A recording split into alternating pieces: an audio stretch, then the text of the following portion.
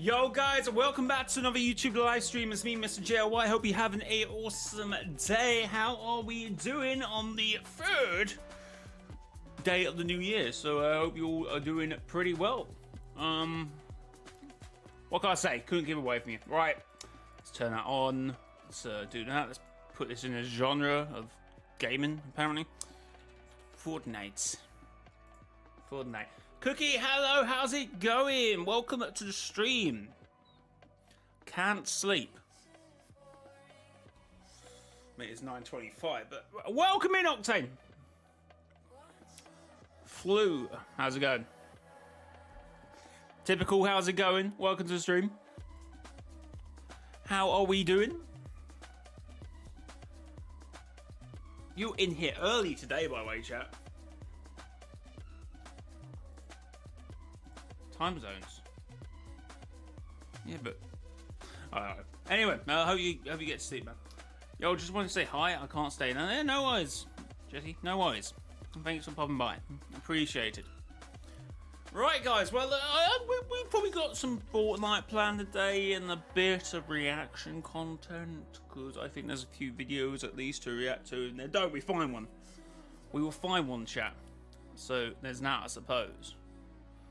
I hope you guys are looking forward to that one. I should probably check that before we get going.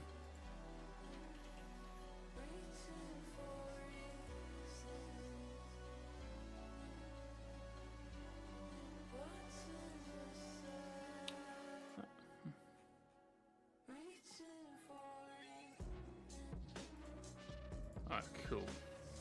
Daniel, how's it going? Good luck on the live. Thank you very much. Appreciated. Right. Let's have a look at the Fortnite shop. Let's see what's going on in there. Oh, we got the Range Rover Defender, or Land Rover, technically. Land Rover Defender. It doesn't look too bad. All yours for the small price of 2,000 V-Bucks. Batmobile. Batmobile. Yeah, Batmobile. 1989. Vroom vroom. Xenomorph. Fortnite drops. We got the new. Is this new? Is that Singularity?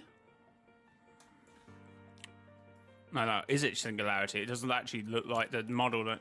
Anyway, we got Ferns doing it. Kits. I know I shouldn't be promoting sidekicks, but you know the what do you call it? The kit soon will be out tonight, I believe, for today's reset. Jujutsu Kaisen, Pulp Fiction. Time to take back our islands. Less than 30 minutes later. Hope we did it. Okay, Prime. I show speed. Beat a cheater, didn't he? Got scratched by it. Apparently, it was crazy. Fair enough. Dead Mouse. Guardians of the Galaxy leaving today. Oh, along with the Groot Psychic. Fair enough. Bleach also leaving today. Battle Ready. Nothing really of interest in here. Well, Sona's in here. They leave today as well. Pretty much a brand new item shop tomorrow. A lot of items are rotating out. But yeah, code Mr. Joy in the Fortnite item shop if you do buy anything. Thank you very much. I appreciate it. Let's I don't know. Let's play a game of Reload. OG. Mr. J of Wise. What? 0 hour kind of feels like I should be longer than faction. Why aren't they just spamming the arcane skin returns? I mean, yeah, because it wasn't out for like 900 days, so. I enjoyed the new Osama video. Thank you, Talking Flower. Appreciate it. Right, let's get it. Chat, if you're also enjoying the stream, make sure to hit the like button. Let's get the likes up. Earth down below.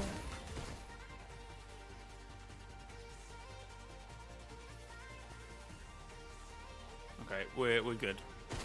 All right. How many likes have we got so far on the stream? 5! Let's go, chat. W's. W's, indeed.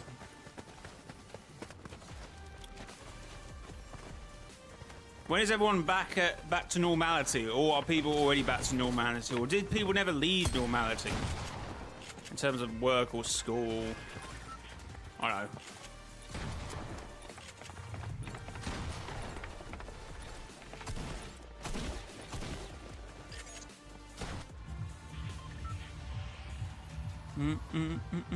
All right, let's go. Does someone go Dusty did it?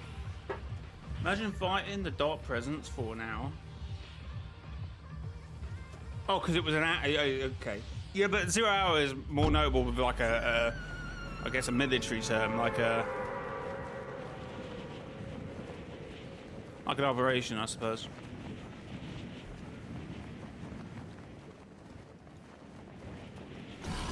Do you think I will ever be able to finish my unfinished battle passes? Probably not. Maybe one day, but I don't think any time now. Don't think that would have been a 2026 prediction, if I'm saying so. I don't think they should be. I think, you know, we should keep moving on to bigger and better skins, I suppose. If you had to erase either Collision or 0 hour from existence, which one would you choose? That's a hard one, actually.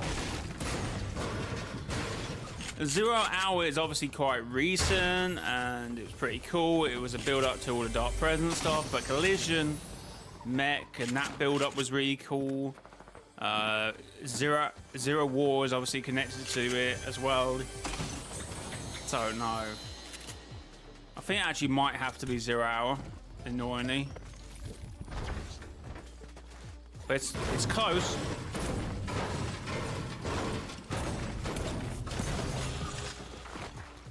Because to get rid of Collision, we'll get rid of all the the comics plus all the build up to Powder. I'm coming back to the 7. Now we'll have a disastrous knock-on effect.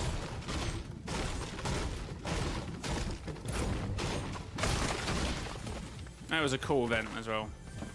I'm not saying 0 hour. You picked arguably 2 top events. Top 5. Definitely out of all of them.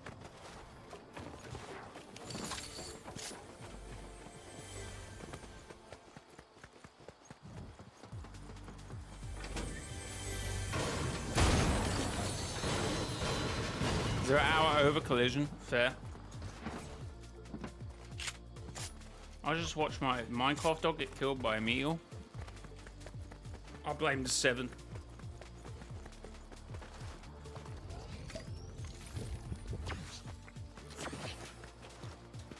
I love how interactive Collision was. It felt like Millennium Falcon ride at Disneyland. Fair. Thanks to the 8 likes, chat. 2 away from 10. Halfway Havoc. 50 players left, chat. Can we do it? Can we get the big boy? Because that's what matters, apparently, according to Nick A30. You're not watching my streams unless you're seeing me get victory royales, which is possible unless Ethan's in the chat. Then it's GG's. No one would have been funny there if Ethan and I had just popped into the stream at that moment, about to type, and goes, type after this round. Just after this round. Just I give it a round. I give it a round. I love how it, no, I read that one. I watched your video about the AI streamer. Cool Prime. Yeah, I'm thinking about becoming AI. Upload my conscience. How am I too... Someone explain to me how I couldn't look over that...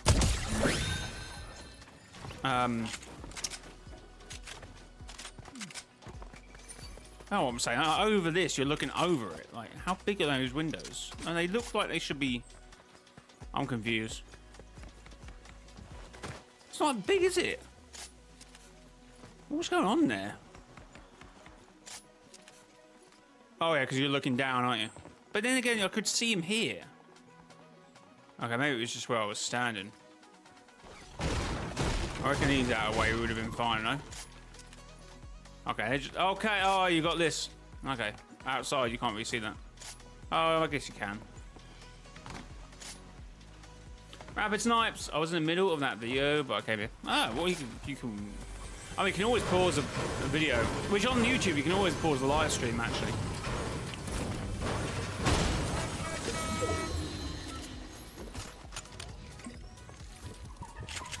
Oh, who's a good doggy?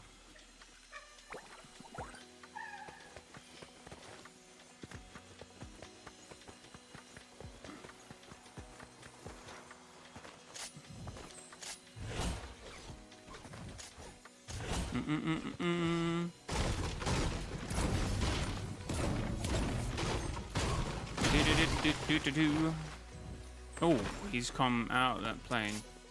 Oh, it's crashed. Might be in the building, or might just continue walking up this stream, no?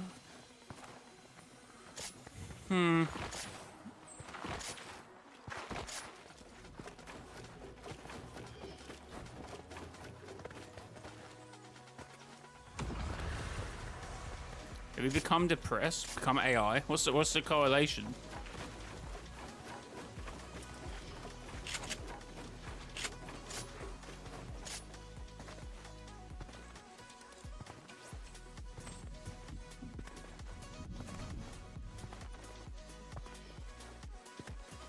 Oh, come on, I just want to see someone just wandering around somewhere and just snipe their face off, please.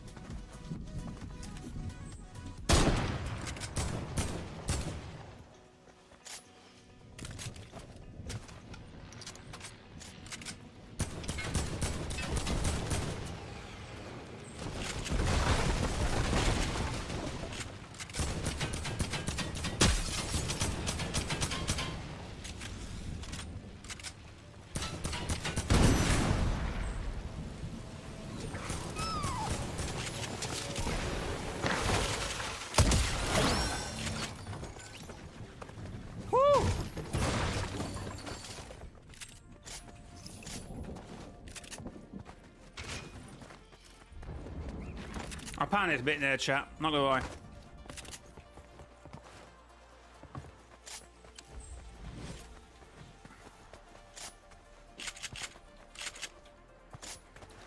Alright, did you see something going on over here? Oh, what's that? Pump shotgun?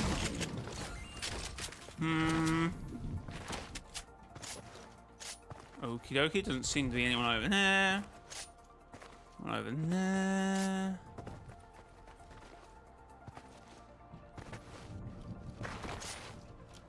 Kimiko. Yeah, so I went for the entire Kitsune vibe. I've officially at the moment got a Kitsune skin, Kitsune bat bling, a Kitsune pickaxe. There's like a little, you can't see it, but there's like a little Kitsune sort of charm on it, and also a Kitsune dog, psychic.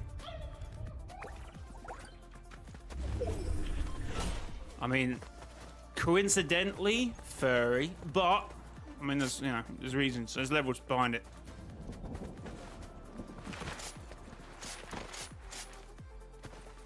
What's that? Oh, present.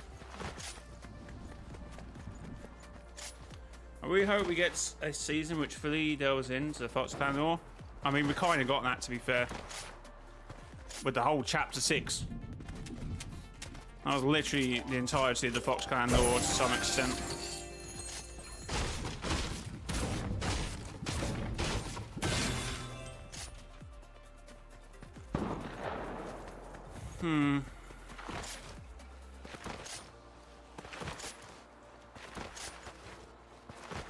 Just can't be yellow. Oh, Umbreon.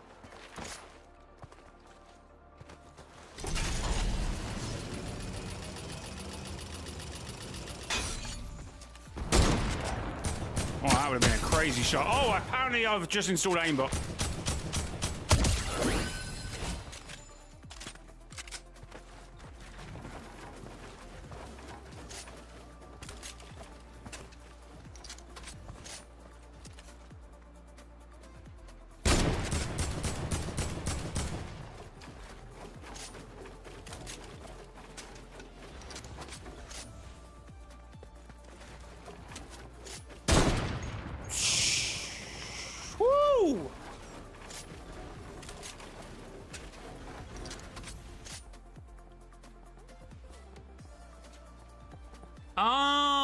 okay. Oh no, if you could make the Kitsune yellow, you could effectively make Umbreon. Same point, man. Same sense.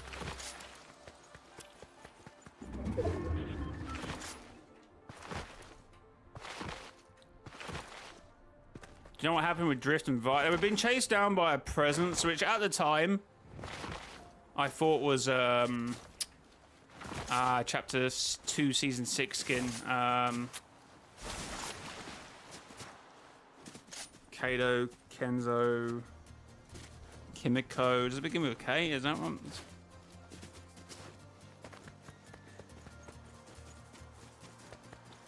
I guess you can, yeah, but it's shiny Umbreon. But everyone would see no, the one who is based off Phantasm. Kado, Kyle's, Keely. Do you mind?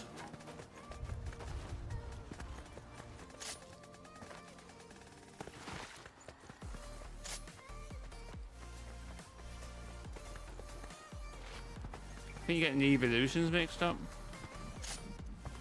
No, there's an shiny. I can't read, but I'm pretty, you know.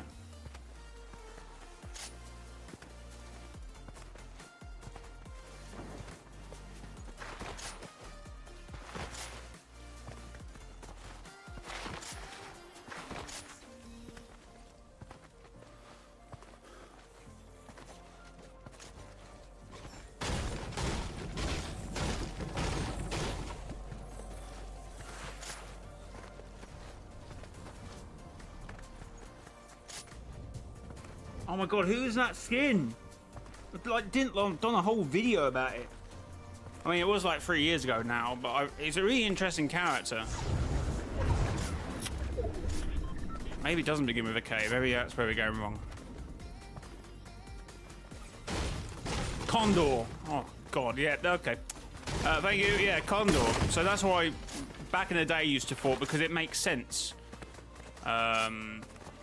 Because Jonesy said something about when he was introducing him in the battle pass, said he was, oh no, sorry, it was the tapes. He said something about monologuing in a rain around cherry blossom. So it's basically sort of the same vibes as, you know, the theme that sort of goes with the Fox Clan, the River Guard and stuff like that. Well, at the time we didn't know about the River Guard, but you know, it made sense to think that's what Condor was around to do, because he would have came around that season. So at the time I thought it was Condor. But, see, that's why I probably can't remember Condor, because of Kado and Kado 4 and Fletcher Cadence now.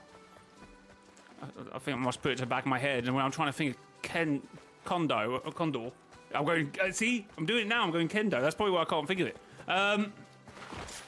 But anyway, moving on from that. See, even at the time, I thought it was something to do with the nothing and stuff like that. So, Rifty, how's it going? Kelson, hi. Who's my favourite VTuber? Is that one we get questions on now? I don't know.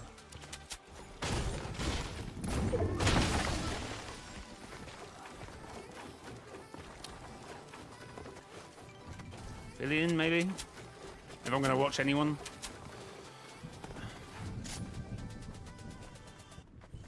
No, I was trying to remember Condor, but for some reason I can't remember that name anymore, because I think of Kendo and Kado, and there's so many similar names, I think it just deletes itself in my head.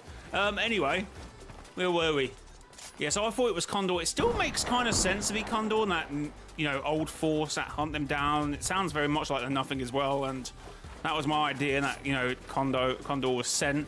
But because I think the mask was given to Drift by an essence like the Nothing, which, since the whole simulation thing, makes actually a lot more sense now. So we keep running with that.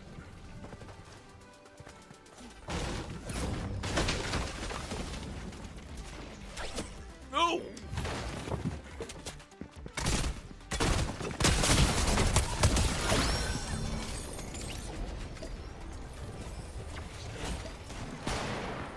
Almost did not get away with that.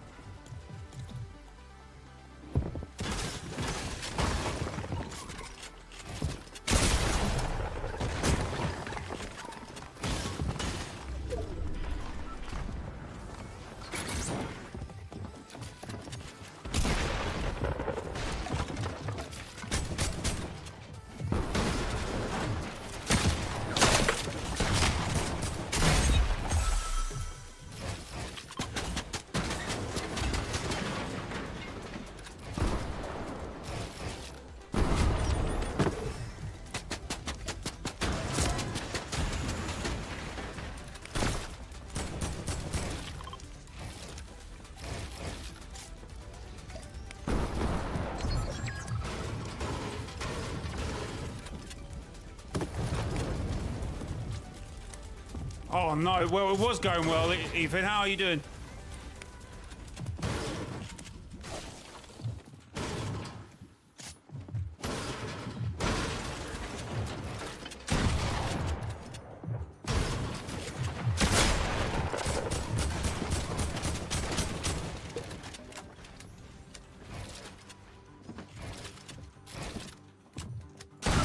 Oh, did not mean to do that.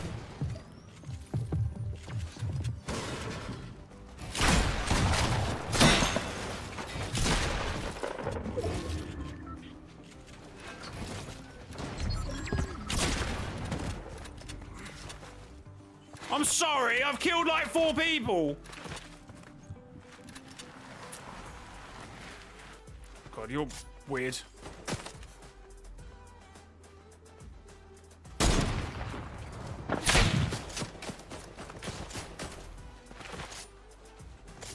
I just thought I had loads of mats, if I'm being honest.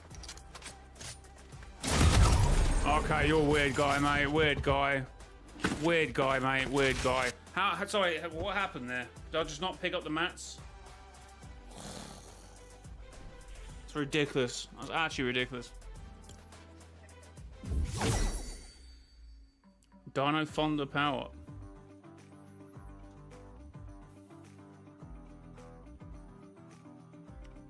My favourite evolution, Sylveon.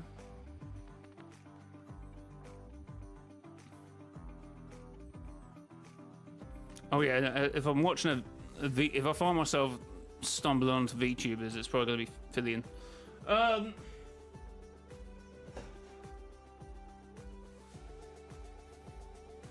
Or maybe Lit C. Does anyone know Lit C? My bad.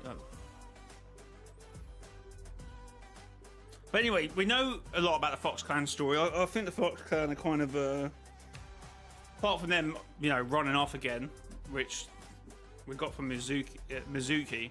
Obviously, they felt very responsible for the whole masks and power stuff, even before the whole drift mask.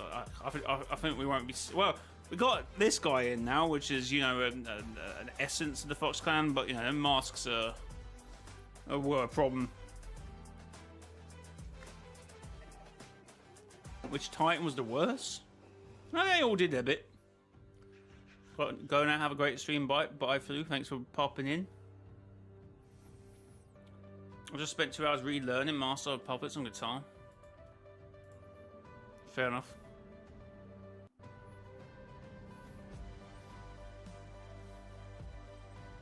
What am I doing here? Oh, reacting to content. That's what we're doing. I don't get to my subscriptions. Anything come out recently? Din din din din din din din din din din din din din din.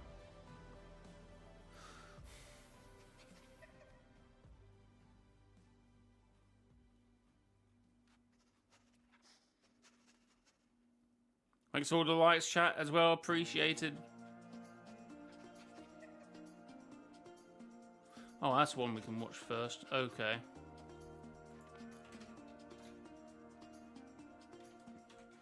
Anyone got any content to react to? Shout away, chat. Right. Weeds of this.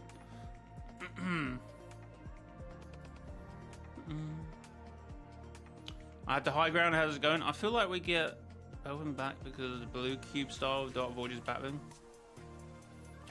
Alright, it's not specifically getting that one back. Like, we obviously have different cubes. They can emit different powers and different colours. That's my thinking anyway. How do I do this where we don't get... I think Fortnite's got to make a way to mute the sidekick. I mean, you're not really on the game. I'm going to hear it every 5 seconds.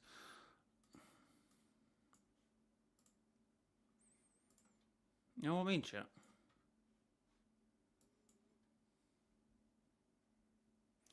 What does the shop look like? Most things are leaving the shop tonight. So, shop's looking... Oh, well, apart from we've got a new defender. Oh, yo! What the hell? At Sirifd donated €20 through Super Chat. Hope you're having a great evening. Just chilling, after work and stuff. Thank you very much, Sir Rifty, for the 20 euros. I was about to say the 20 euros, which... What? My brain. Thank you for the 20 euros. Appreciate it. I appreciate it, man. W's in chat. W's. Yo. So Rifty, you don't have to. You don't have to, but I appreciate it. I hope work was good. Did Genesis have an event today? Did I see something about that? Thank you very much. BT, Happy New Year. It's going well. It's going well.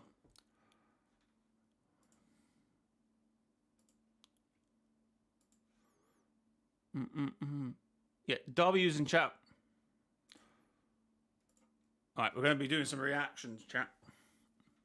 Well, it was great. We had an event today and it performed better than Big Bang Part 1. Yo. Oh. W's. W's. How you're saying that, it makes me think that you're like, what? I mean, fair enough, but yeah, and they had an event for Squid Games. It's a direct, to my knowledge, it's a direct Fortnite collab with Wonky Town or whatever it's called. I might be wrong about that, but that's the understanding I have from it.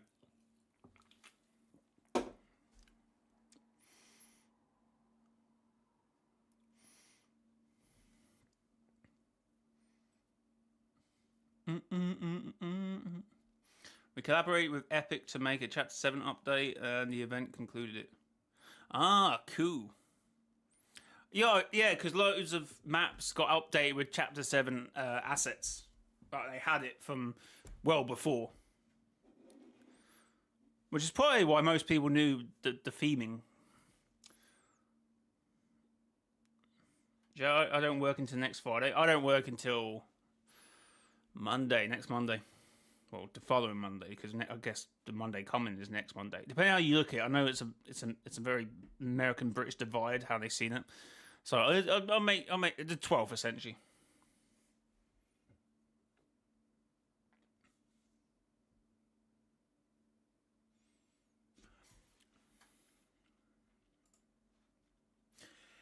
I enjoy work. Well, that makes some of us, at least. Anyway, we're going to be reacting to I Hate Fortnite content. And you know what? I hate Fortnite content as well. So let's get into it, I suppose, and see what he has to say. Shout at me if the audio levels are... Oh, actually, let me... So recently I looked at my YouTube recap. Okay, that sounds fine. Can I start the vid... I feel the video's like... What's... Recently I looked at my YouTube recap. Okay, what was at the beginning of the video? So recently I looked at my YouTube recap for 2025. That's where YouTube shows you all your greatest stats over which channels you watch the most. I swear this YouTube recap thing, as much as it was good, some of the numbers I'm not too sure about, but whatever. It is what it is. Am I in there? Am I in there, Clark? Oh, apparently he hates Fortnite content, so that's fair enough. I mean, Clen is there, but that might be Clen Day. I don't know. Does he use the same... Does he use the same PFP for every channel? He might do, so that might not even be the Fortnite channel. So we're going to trust that he doesn't value Clen over me, but, you know, broke boys, they might be on the same sort of... Who knows? What music you listen to, which communities you were the most active in, all of that. One thing that I found insanely interesting was that when I looked at my top 5 most viewed YouTube channels for the year, not a single one of them had anything to do with Fortnite. What I realized after reflecting on these stats is... I think mine was same. I know I posted in the video, but I can't really remember it now. I think Clark was there because, well, again, I bet he's referring to what Nick A30 said. That's... Yeah, YouTube content in terms of videos and streams are down, which is a point. But I think most of my top 5, if they were Fortnite, they were mainly there because of streams. And it went on how many videos you watched. And so you could have really have been someone's top 1%, but if they only released 5 videos, you wouldn't have been on their, you know, you wouldn't have been on a recap, even though you may appreciate them a lot more. So it didn't, that's what I would argue about recap. It went more on how many videos you watched than if it was anything to do with watch time, in my opinion.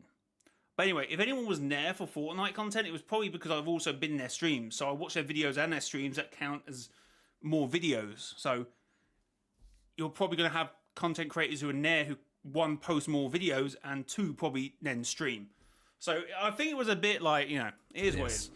I absolutely hate Fortnite content. I can't stand it. I don't like to watch it. I haven't watched it, quite frankly, for most of this year. Now listen, I know that sounds crazy because I make Fortnite content, and I'm going to be honest with you guys. I love making Fortnite content. I enjoy the production of coming up with new Fortnite theories or making commentary videos like this or skits, whatever I'm in the mood. He has really massive chat. Holy... doing. I enjoy expressing my great creativity through the lens of Fortnite. Moving on. I also need to make this very clear. A lot of the things I'm going to say are probably going to upset a lot of people, but I think this is a I am upset. I am clearly offended by this. Sorry, I'm making that meme where you just have to be offended by something. So I am offended. I am offended. The community needs to have, because there are a few things that quite frankly have been irking me for some time, some which I don't think I've ever talked about on this channel, and I just think that this is a good time to bring them to light. How can you hate something you make? I don't know if hate is a strong word, what Clark's saying here, but definitely in terms of like, now, I've had a few different careers in my time. I'm going to use jobs and work as an analogy. I went to college to learn how to be a chef. I am not a chef now. But one thing I did realize when I was chefing, and it's like anything, like cleaning or anything, I feel like you go to work, you cook great food, you rate on these tables, and you come home and you probably just stick a microwave meal in the microwave and you just... That's it. I just want to chill out, watch the soaps, watch Netflix, watch a movie. I don't want anything to do with cooking. So I think that's probably... I don't know what the psychology is behind that, but I can guess. You've had a lot of cooking. Clark has made Fortnite content. He's wrote the scripts out. He's played the game. He's thought of this video idea. And then when he's done it, he's like...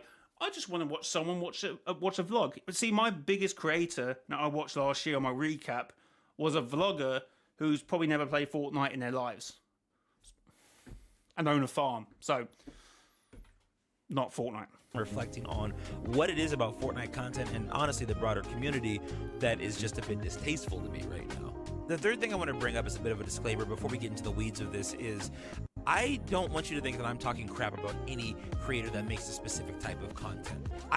I am directly offended by his statement. I'm not here to attack their character, them as people. I have met so many amazing people in the Fortnite space, and even though I don't enjoy everyone's content, they are beautiful people. I just do not enjoy the vast majority of Fortnite content that exists out there. The last thing I think I need to make very clear is that I'm not saying that there's no good Fortnite content that exists.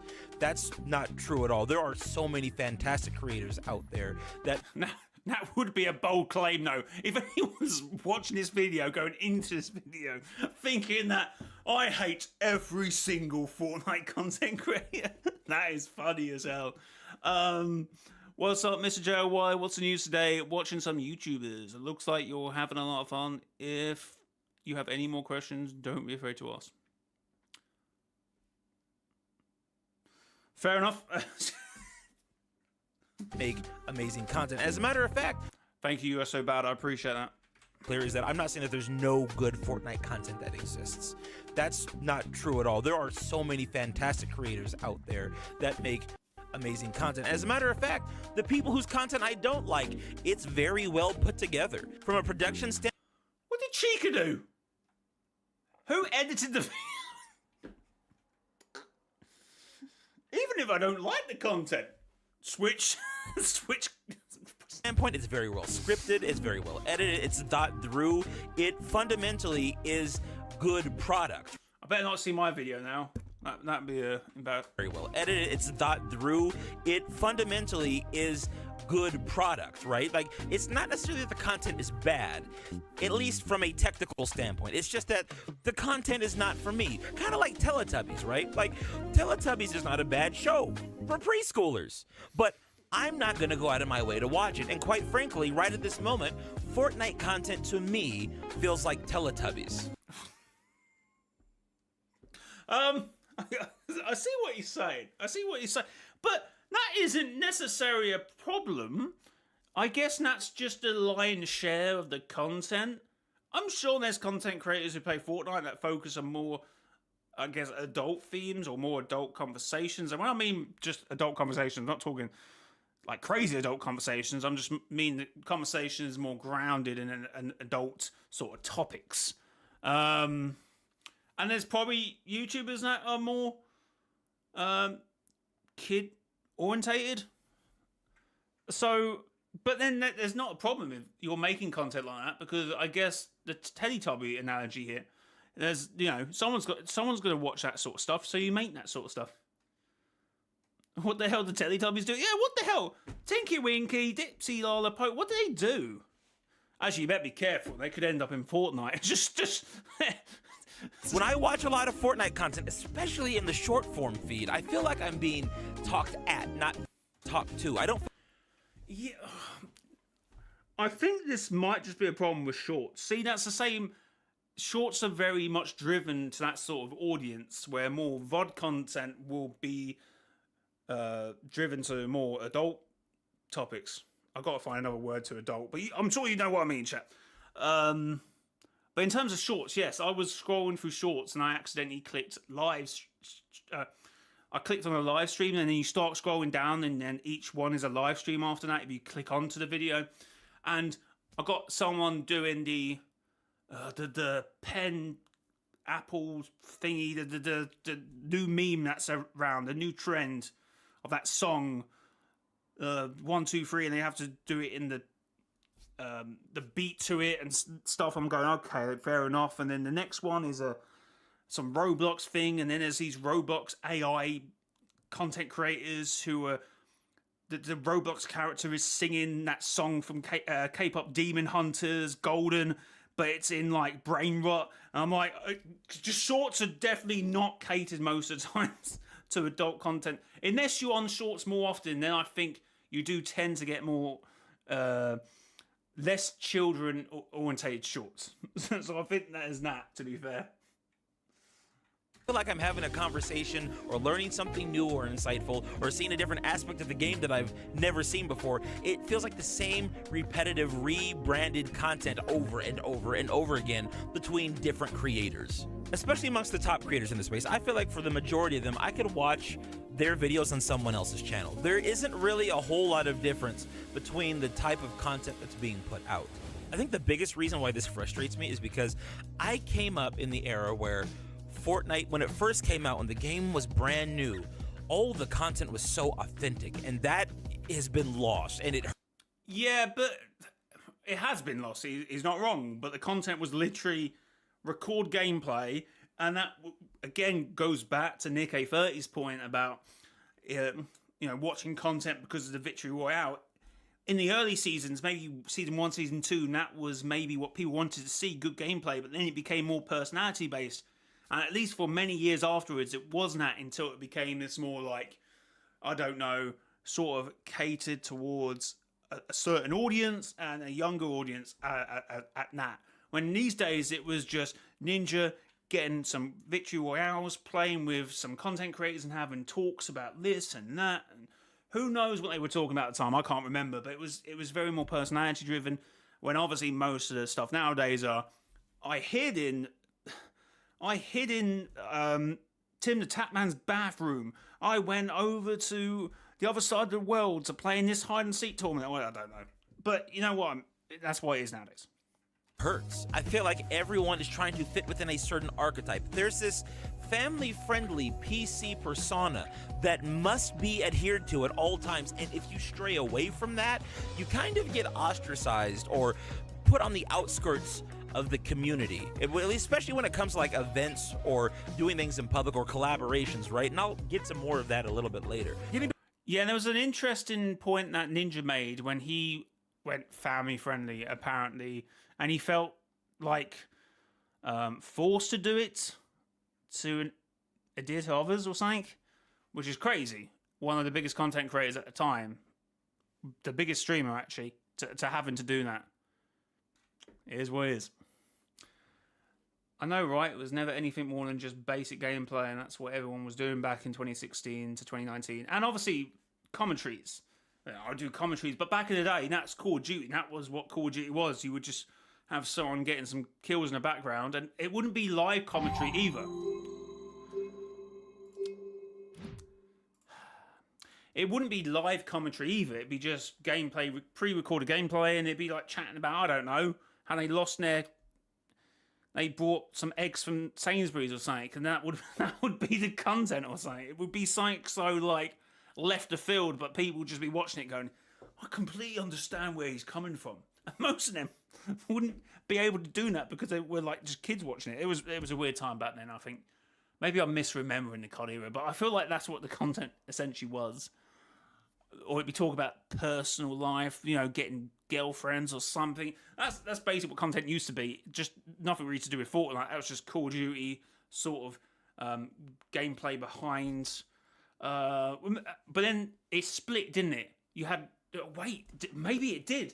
It split. You had that, and then gameplay and commentary split.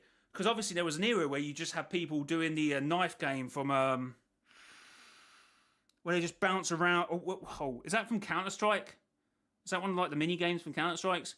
And then they just do commentary, and then gamers would continue doing their thing. But then they went off into more of like game shows and hide and seeks, and so commentary and gameplay actually split maybe around 2018, just after Fortnite came out. So maybe that what happened. I don't know. Maybe I'm tinfoil hat. Maybe I'm tinfoil and hatting. Maybe I'm. What's a noun for that? Maybe I'm just tinfoil hat. No. Anyway, yeah. Back to authenticity, I think that's a huge problem that kind of bleeds out into all the areas of frustration that I have when it comes to this game. For example, talking about how everyone feels like a clone of the other person. I will give you the best example I think I can give for this. I want to paint a picture for you. Imagine you are doom scrolling on your TikTok timeline and you come across a Fortnite video, and the first thing you hear is a person talking in this tone and this cadence. Fortnite has added one of the most crazy things I've ever seen. You won't believe how this changed it forever. The Fortnite Chapter 7 island has absolutely gone through drastic changes. It's transformed. I don't know why everyone feels the need to talk like this. Everything I say ends in a question, and then sometimes I'll switch up my pitch and talk low like this. Oh no. To try to add dramatic effect. Dramatic effect. Guys, welcome back to the Fortnite channel, and today we're going to talk about this mystery. Now, cadence is important. I feel like I mostly use it if I'm going to do cadence, which I don't normally do. I just talk normally most of the times. Unless I'm intro in a live stream, or I'm doing a sort of mini doc. Now, I don't really do mini docs anymore, but when I did, if I'm like, but what did this creator do? And I would probably end it by saying, and then I would have the music in the background. I would make sure that music makes sense. So then I'm going, but what this creator did next is insane. You can't help it, but sometimes do it like that. But sometimes cadence is fine. But no, I get his point. But it all just sounds the same. Here's the problem with this kind of content. The people that are making those types of videos, do you think that they talk to their friends like that? When you sit down and have a conversation with Mother, what's for dinner?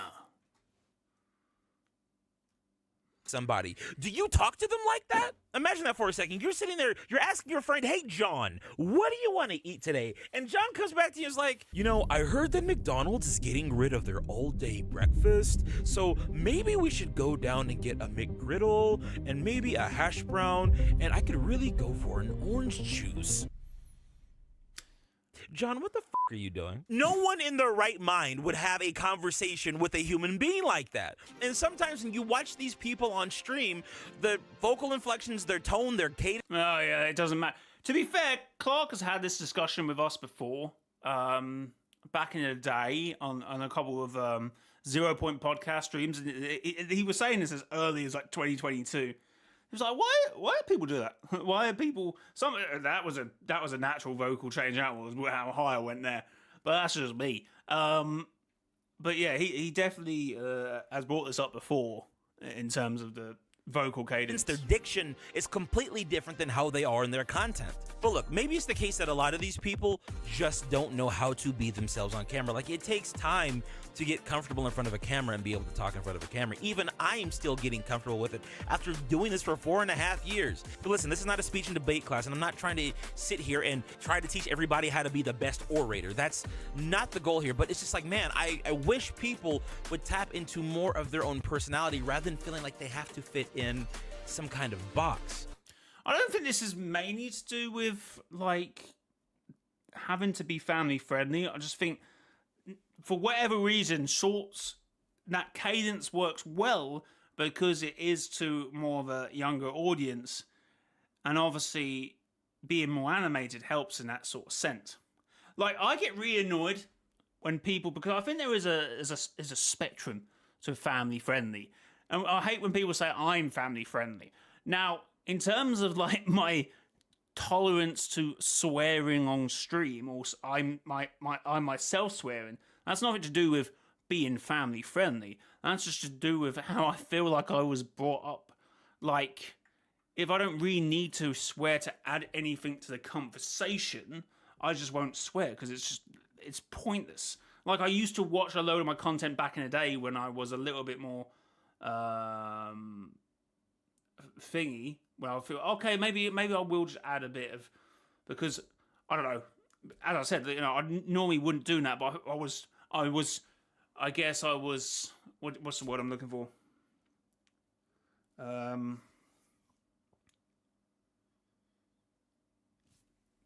I was influenced, and I was like, oh, okay, maybe I do need to, like, see, when Ninja went the other way, in terms of going, oh, I need to be more family friendly, I went, oh, maybe.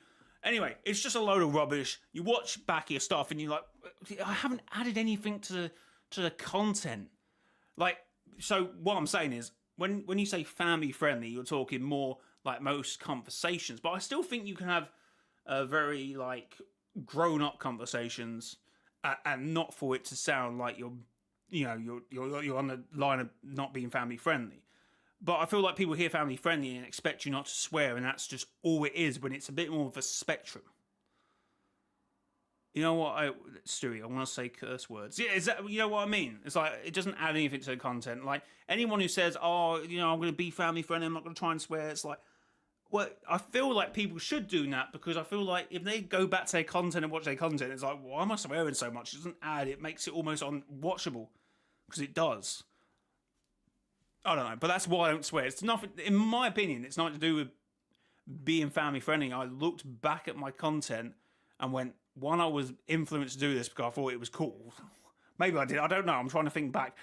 But it doesn't really add anything to the content. But I think I know the reason why they do. And it's because the vast majority of content creators that I see collaborating with others in specific spaces, it's very cliquish. There's a lot of politics when it comes to this content creation game, when it comes to this Fortnite game. And I've noticed that there are just certain camps of people that just do not interact with other camps. People are afraid to expand outside of their close friend circles and talk to new people because every person that they meet might be a brand risk. And you know what? To be fair, I kind of get it because I mean, I kind of get it, but also it might not be. You might not be considering brands. You might just be considering like you're a bit of an introvert. It's like, oh, I made one new friend this year. That's good. That's good. We write that down in the good books, you know. You know what I mean? Even in my time, I've had some experiences when trying to reach out and collaborate with people where not only has it bit me in the back, but they try to talk crap about me afterwards. To be fair to the larger creators, there are a lot of snakes out here, and the issue is, especially if you're somebody on the Oh yeah, sorry, I forgot how I started. I'm offended by what Clark is saying here. Complete higher tier, you really don't know who to trust, but that's unfortunate because what it does is it creates an environment where the content creation space, the Fortnite space specifically, it's very segregated in a way that I think that's got a lot to do with time zones, though. I feel like, from my point of view, I feel like the maybe I'm wrong about this. The Fortnite commentary sort of culture is almost non-existent in my time zone, unless I'm just not looking hard enough. I feel like it's like, you know, am I wrong? I feel like anyone else I think of at the top of my head, apart from those maybe who just theorists, there's a few British theorists, but most of the time I think, oh, he's an American. He's an American. He's American. Oh, he's Canadian. No, he's Australian. It's just not in my time zone. So in my book, it's more to do with the fact that not many people who are doing what I'm doing is also in the same time zone as I. But I don't really have to collaborate with people if it's just a stream. It doesn't have to be like they're, you know, doing more, I guess, commentary style based stuff.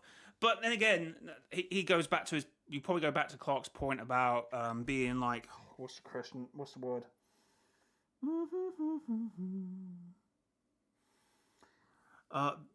Being a brand risk, or when you bring in someone new into chat, you're like, oh, how are they going to react to chat and stuff and this and that? Yeah, you're probably overthinking it most of the time. It shouldn't be.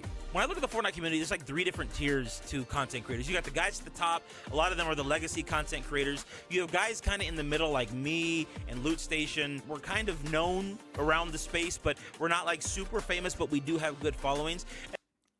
It's crazy how he sees like him and Loot Station. Yeah,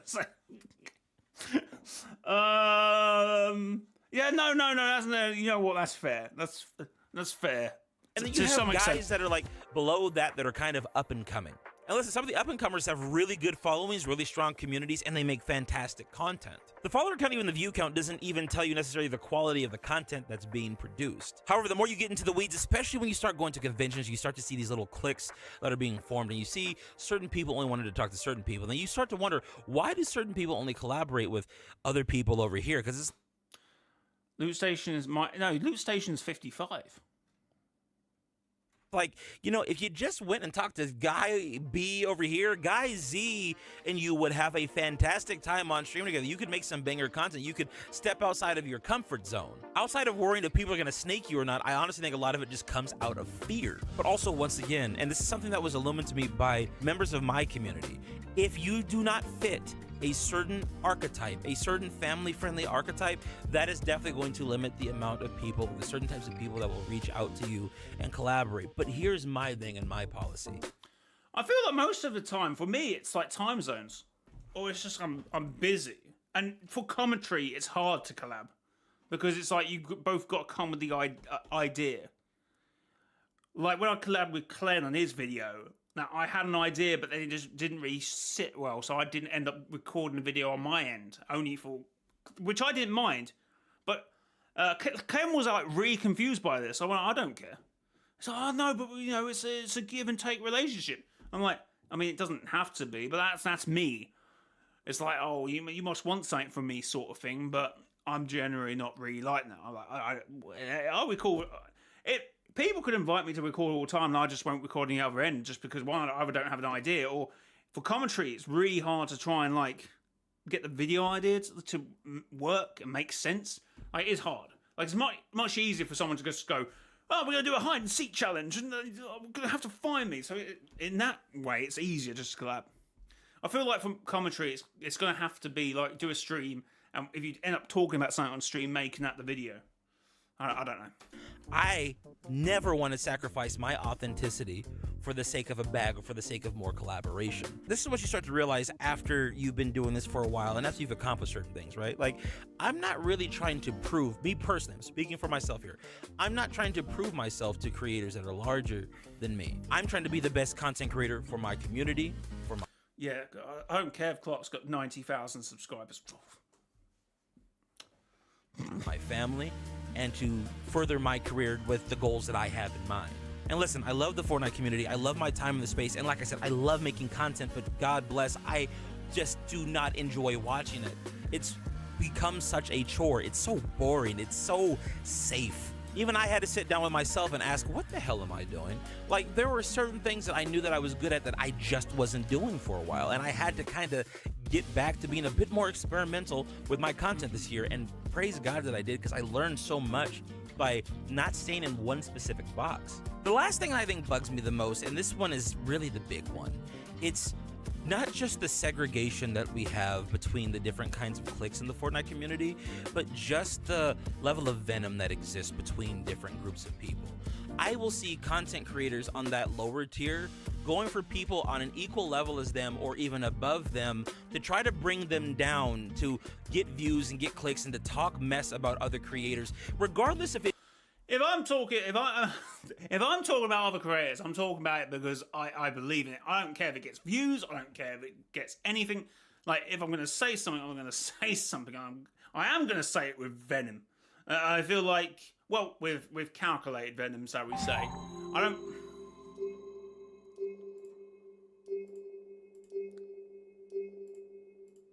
What is it? What's going on here? Like, I mean... I get what he's saying at the end of the day, but like if I feel strongly enough to make a video on it or to chat about something, I'm going to say it. I'm going to say it. Like, I saw the other day Clen say something online about something, and I sort of like ended up replying something. It was something about to do with like YouTube content and something. I ended up replying something, and he was like, "Wait, what? Explain this?" And I thought it was a bit throwaway, but anyway, we ended up having a conversation about it. And go, oh yeah. Like, but I you know, he listened, and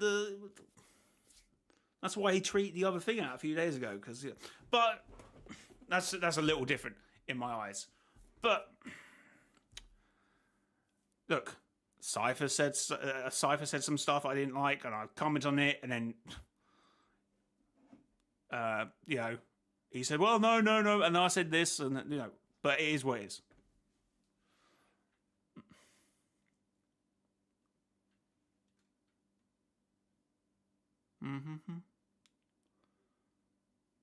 What, are you still there, Jake? What are you chatting about? If you have a point or not, all it does is it kind of festers more drama, especially when you start making videos or hit pieces on creators that you know the community doesn't like. The thing is, guys, and I'm gonna be so real, I will make a video that I know will frustrate my community if I believe that the message that I have is true. I will not sit here and sugarcoat anything for anybody just to get brownie points from the community.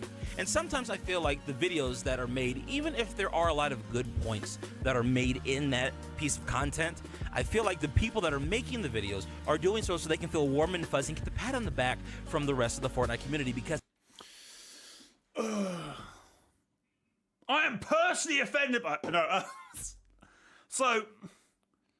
I guess we can bring up maybe Cypher, maybe even Cyan. Look, it is what it is.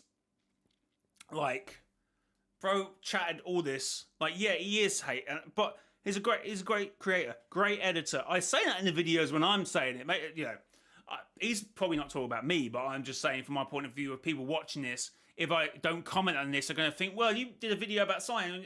But yeah, but overall, when I say something, I think it's balanced. I won't say anything just as rubbish because I just don't.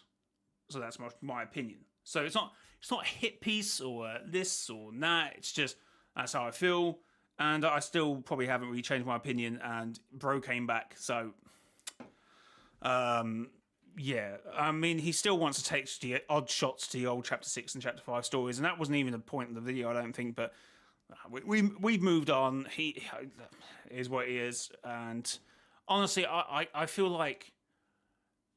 Because I used to text and message him on Twitter about stuff because I always think he would go in too heavy and he would lose his audience rather than if he was more retrospective. And he struggles with that, which is fine. If he wants to be, he can be. He can do what he wants. But, yeah. I feel like we've gone past that point. But it is what it is. It's an easy position to take. You're not having to be revolutionary by the stance that you're taking. You're not saying anything profound. You're not really standing for anything other than just being another person amongst the crowd of many that are saying something about person Z that is terrible because you and everybody else want to virtue signal and say that person Z is a terrible human being. The thing that I realize is this, and somebody, a real close friend of mine or another content creator in the space said something that was very profound to me earlier this year when we were at TwitchCon. He said, you know, the content creators that are doing really well right now are the ones that are having fun, that are showing their communities how to have fun. And the thing is, I want to continue to do that with you guys, but I don't want to have fun with you at the expense of somebody else. Now listen, I'm not saying that anybody is above criticism. Lord knows that I'm not. I'm not saying that you can't criticize other people, but at the same time, I think that a lot of people, when they do go into being critical of other creators, I think they act in bad faith. I see his point. I do see his point. But it's like, I hate to say it, it's almost like tripping up on his point here because it's like, well, one, don't say anything, but if you feel like, you know what I mean? Maybe I'm misinterpreting it. Maybe I'm misreading this, but I feel like, hold on, I'm trying to gather my thoughts on this because I had something and it's just gone. Because if everyone is getting on someone, maybe there's a reason for it, but at the same time, I can understand why there isn't also a reason for it. And it might be virtual signaling. I can never say that. Virtual signaling by some people. But it's like, do I keep silent on it then? Maybe I would have to then second guess myself if I am sort of caught up in a moment, which sometimes I will say if I was caught up in a moment. That's very hard as a, you know, when most of the times you're live, that the videos are recorded live. So if that's my opinion when I say live, then it is what I say when it's live. I don't know. It's an interesting point, though. And it's like, oh, if you know, other creators are having fun, but if they say something about someone because they feel strongly about it, but they say it publicly, maybe they could have said it privately, but then if the doors are closed privately and you want people to understand why you said something publicly on Twitter, because people always say about Twitter, and it's like, well, yeah, but I didn't say that to be thing. But anything you say on Twitter is public information, and it's a public opinion. So unfortunately, people are going to have something to say about your public opinion, which is, in my opinion, fair. Like, if I ever say anything, I feel like we can have conversations here. But if I ever say anything where I'm like, oh, okay, I kind of got that horribly wrong, my bad. I normally say, my bad, I got it completely wrong. That's my bad. But, yeah. These are people that would never sit down and actually have a conversation with the creator that they are talking about. Whereas, for my personal philosophy and what I've always tried to do, if I have a disagreement with somebody, I am more than willing to sit down and have a conversation with you about it. I will not say anything on camera that I would not say to you personally. Why did he wink then? I don't know if he meant to do that. He winked. I've met creators that are the complete opposite. They will say something about you on camera, and the moment you confront them, they will curl up into a ball or act like it didn't happen. And that's the kind of stuff that really frustrates me about this space. But I've never done that because we've had conversations on the stream when the timelines match up.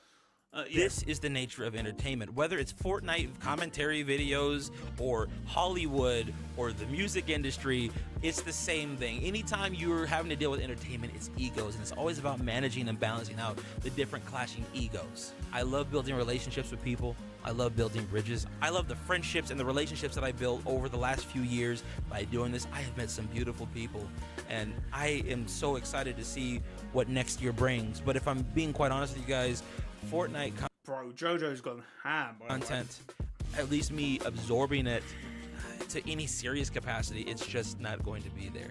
And I think a lot of you guys have been feeling the same way. A lot of people, I think, are kind of tired of the status quo when it comes to Fortnite content. Some things really need to be shaken up.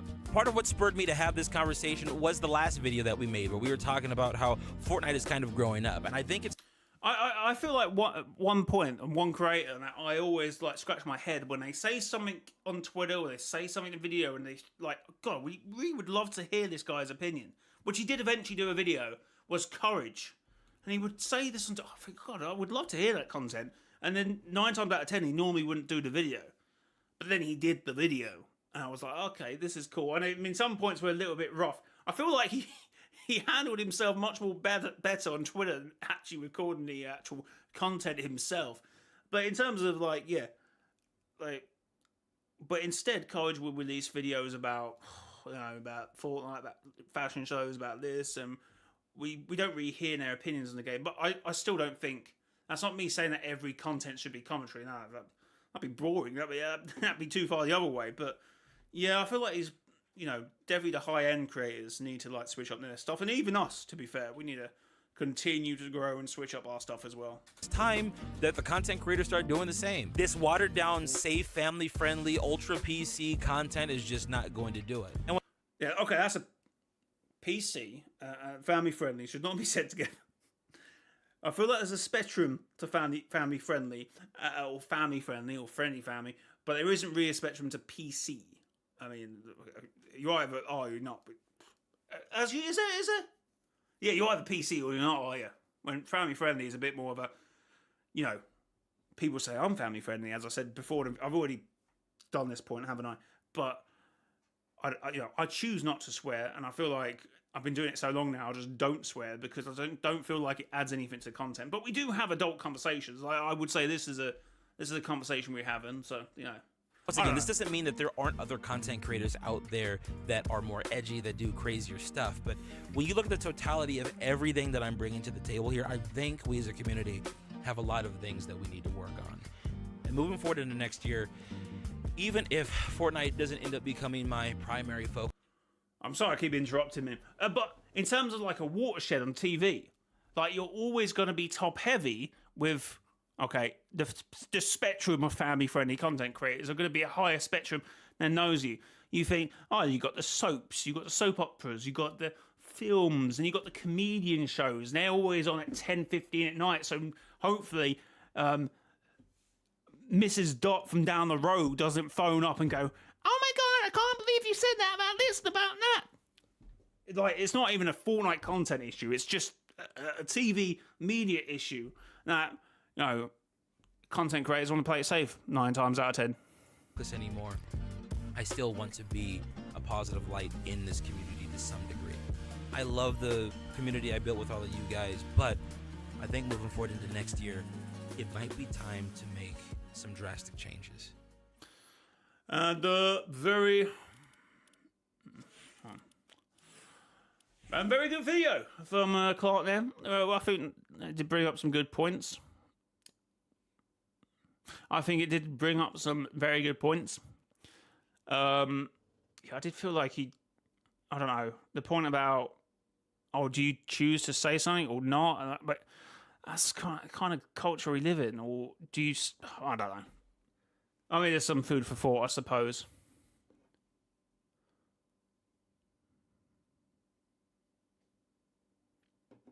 Anyway, guys, thanks for watching this one. Subscribe, like the video, comment down below what you make of it. Until next time, it has been your boy, Mr. Jayowhy. It's next time, bye-bye. Yeah, I don't know. Might be a video, might not be a video. We have to wait and find out, I suppose.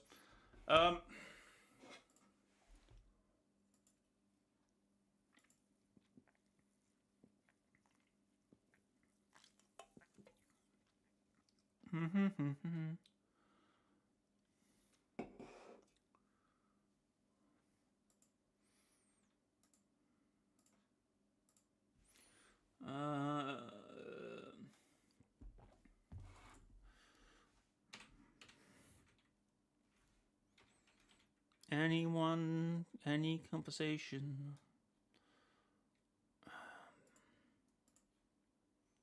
No, Jay, come back. No, I've just changed the scene. I need to just turn the camera on the scene.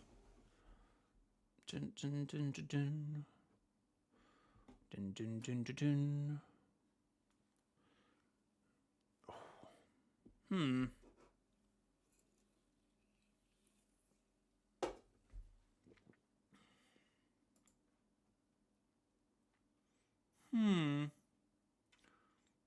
I thought there was another video I marked to watch. I don't know where it's gone now.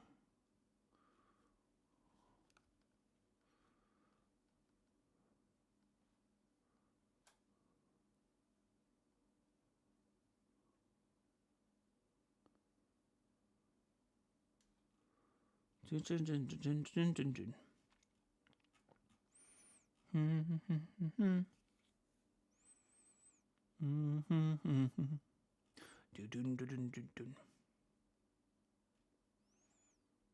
Oh, chat.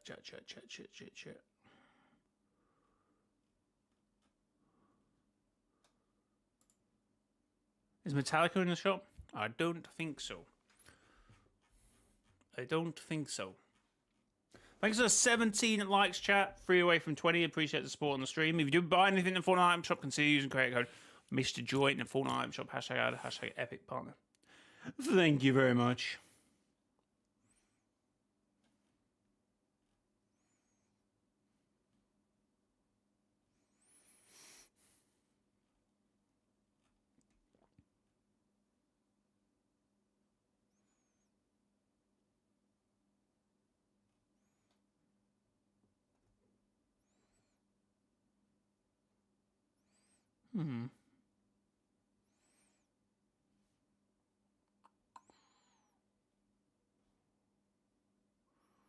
Oh, this might be one to watch, I suppose.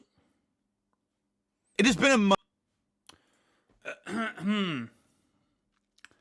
Do.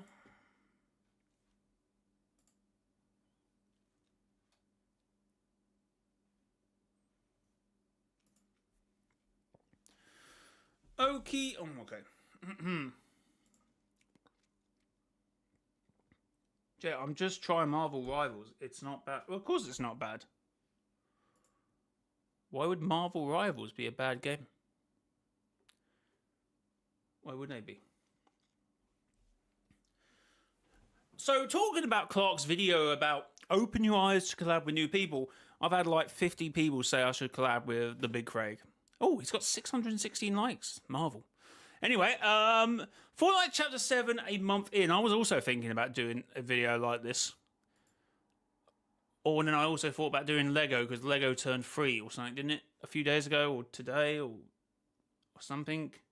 Or, I don't know. Maybe that was last month. Maybe I should have done it last month. Yeah, that would have been last month, wouldn't it? Yeah, that would have been the 7th of December, I seem to remember. Anyway, never mind. We missed the opportunity. We're never going to do it now. Hi, Jay. Leave your stream open. I'm going to go to the store. Lurking. Fair enough. This ain't Twitch, you know. Thanks for lurking, Corruption Sci-Fi. I appreciate it.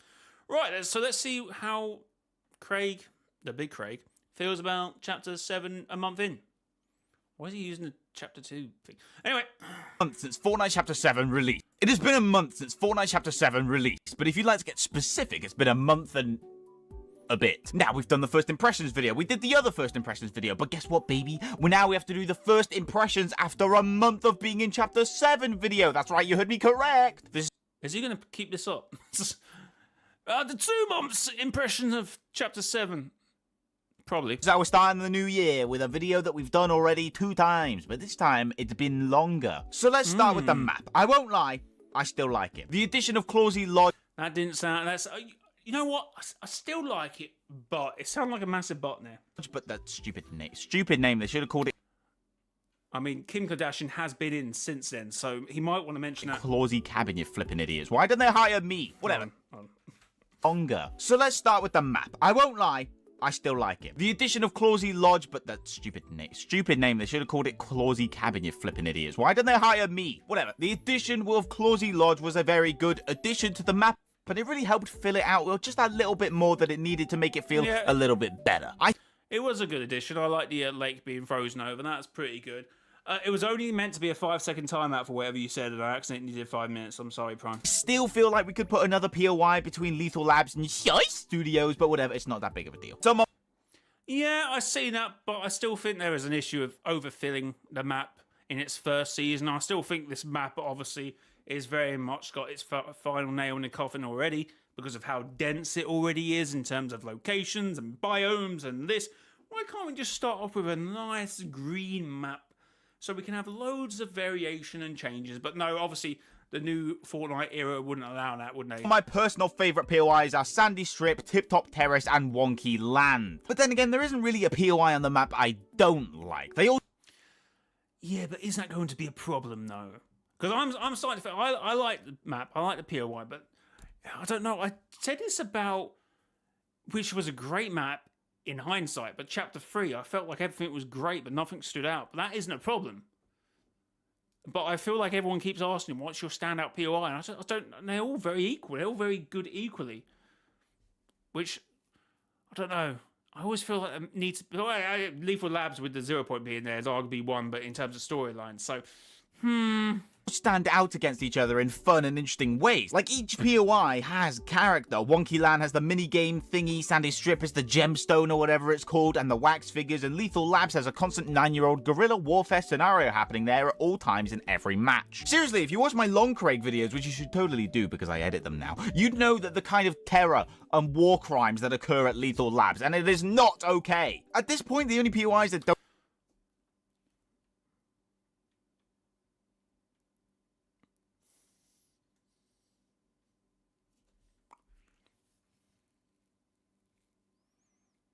Oh, I'm saying no, the POIs are good, but they're all equally good, which is a good thing.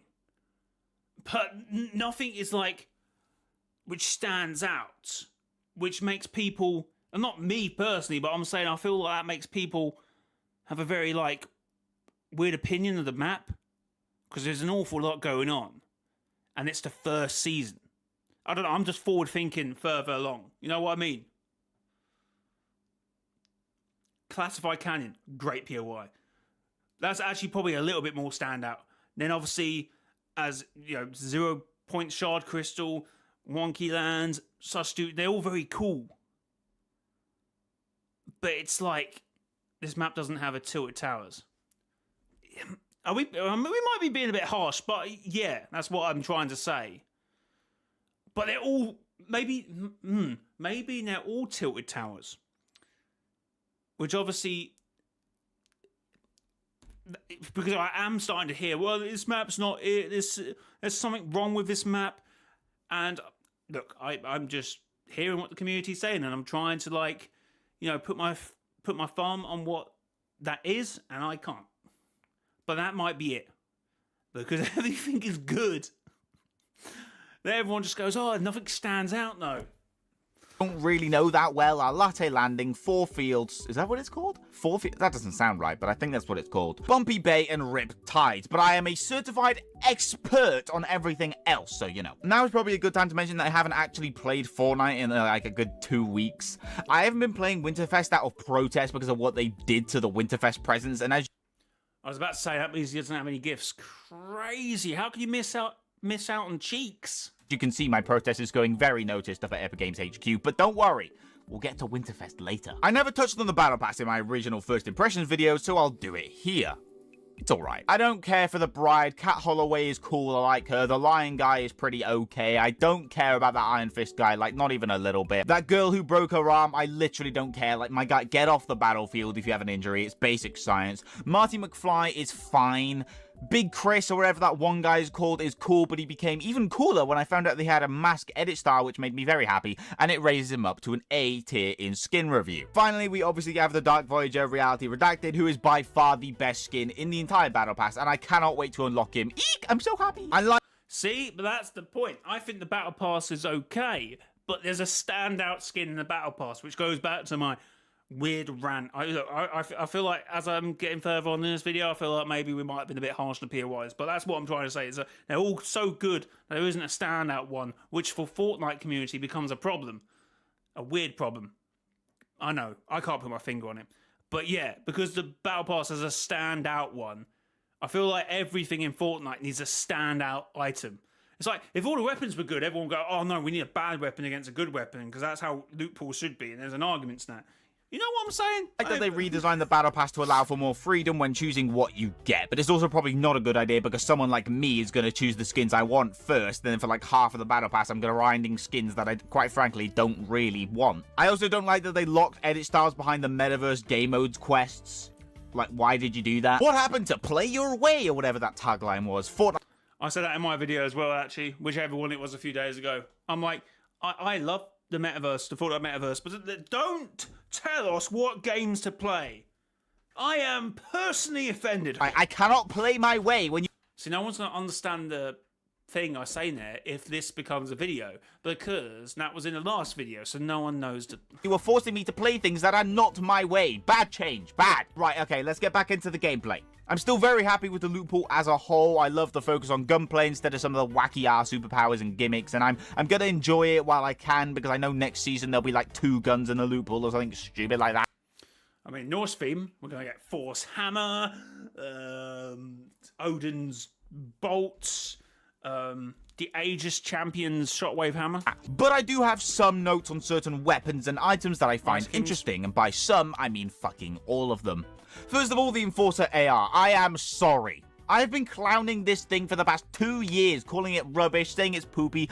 I just wasn't a very good friend to the Enforcer AR. There, I'll say it. But I've used it once or twice, and oh my god, why is it actually good now? I mean, actually, he probably, yeah, because that would have been projectile-based weapons back in Chapter 5. You know me, in my opinion, on projectile weapons, I think they're better. No, but I enjoyed projectile weapons back in Chapter 5. So. Turns out that the only reason I thought it was rubbish was because of the stupid bullet drop mechanic they added in Chapter 5. It made basically every assault rifle without a scope completely pointless. But now that everything is hit scan, the Enforcer AR can actually be used. Praised! Yeah, but then you get in... Oh, okay, I'm going to get into a whole thing about... Yeah, but people don't like that. People will come into my chat and say, now, look at the chat. Someone will go, yeah, but adding Red Eye or anything like that to a non-bullet drop item just makes the gun ridiculously overpowered, and that's why you now like it, because the Enforcer is completely imbalanced. Again, chat, that is not me saying that. I'm just, I'm providing that. I'm the pantomime villain. It's not Christmas anymore. Move on. Jesus! It's Buddy Buddy Pal Friend, the Dead-Eye Assault Rifle. It's fun to use, but... Lads, it's a Red-Eye Assault Rifle. We've had... Oh, what the hell happened there? I just destroyed... well, yeah, but... Okay. Yeah, okay. The Enforcer's not a... Does the Enforcer have a scope on it? You know what? I'm probably thinking of the wrong gun. Let me retract my prior statement. Let me just come back and retract that. Let me just... See, problem is, I'm thinking Chapter 5, so maybe I'm putting in my head a scope on it, and I haven't kind of got that in Chapter 7, so that's my defense. Why is the screen just... 4 years to learn that red dot weapons don't work in a hit scan loophole, so why are we still putting fucking red dot weapons in the loophole? It's too overpowered. Yeah, okay, that's my point. The Enforcer I might be wrong about. I thought the Enforcer had a scope on it, which, even if it's not red eye or scoped, it just makes it ridiculously powered. Chat, help me out. Does the Enforcer have a scope on it? I don't, in my head now, I don't think it does. But my point about the red eye still stands. That, yes, if it's projectile weapons, great. Let's have as many red eyes we can put in the game. Let's wake up to red eye. Let's go to sleep with red eye. Anyway, moving on. It's simple as that. The iron pump shotgun is a shotgun that I refuse to use. My I bad. don't like it. I don't care if it's meta or whatever. It isn't fun to use, and I think it's poopy. The twin hammer. Oh yeah, and there's the. Oh, I'm thinking. Yeah, okay, I'm getting confused with my. Yeah, fair. Oh, Clen, holy. If he's watching this video, The iron pump shotgun is is a shotgun that I refuse to use. I don't like it. I don't care if it's meta or whatever. It isn't fun to use. That's an enforcer. Yeah, no scope on it. My bad. Anyway, I'll just interrupt in this video for an announcement broadcast. I see Clem when he goes back on the video when he's doing his reactions. He does know you can type the little thing if he wants to see. He said he wanted to see something. It would end up going back like 5 seconds. You can just push the thing and go back like a millisecond each. I was like, what is he doing? Anyway, moving on. And I think it's poopy. The twin hammer shotguns. Now, this is how you remake the pump for the 80,000th time. These are currently my favorite shotguns in the entire loot pool. They work as attack, but they also work as a pump. But they are also weapons that you dual wield. Like, genuinely, what's not to like here? I'll tell you what's not to like. Nothing. The dual micro SMGs carried over from the... the dual micro SMGs carried over from the Simpsons season, and, like, they're fine. I personally don't use these things if I have the chance to, and I don't think that many people are carrying these past like the second zone or something. There are just better alternatives in the game. The tactical pistol, it's... I mean, you know, it goes pew-pew. Now we get to my controversial pick. Wait, pistols are crazy. I think pistols are always overlooked, but they are the most broken gun in the game most seasons. Like, they're very much always up there, but people just don't carry it because it's a pistol. I don't know, it's not sexy in Fortnite to carry a pistol. I don't know. We've got the Vengeful Sniper Rifle. Now, in my original video, I said how much I hate snipers and I wish they'd all die in genocidal fashion, but my opinion hasn't changed. But this sniper in particular isn't bad. If we had to get to the nucleus of my issue with the sniper in my original video, is that when the first season launched, when this season first launched actually, a lot of people were trying out the new weapons, and obviously they were trying out the sniper, which was very, very, very annoying.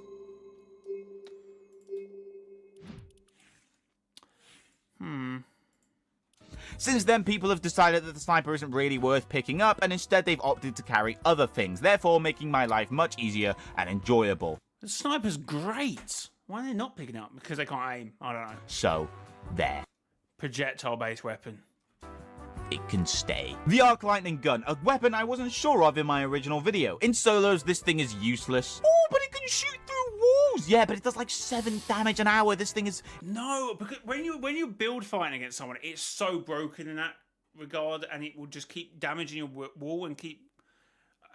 It's... If you use it right in like a build battle, you will just completely confuse the opponent into just submission.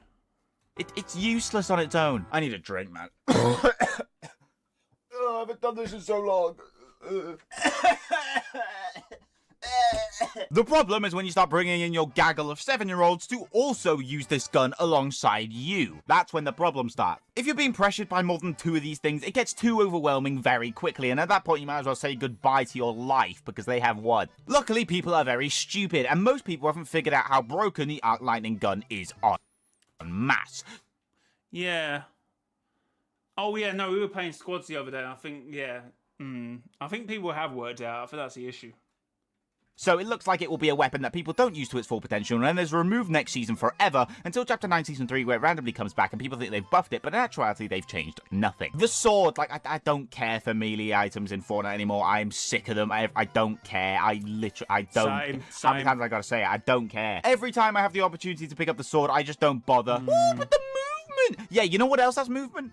The wingsuit! The wingsuit should always be in the loot pool. There, I said it. It should always be in the loot pool. I said it again. You can't stop me. It is the most balanced movement item that we've had in a very long time, and it needs... Valid point. Yeah, no, I can't disagree with that.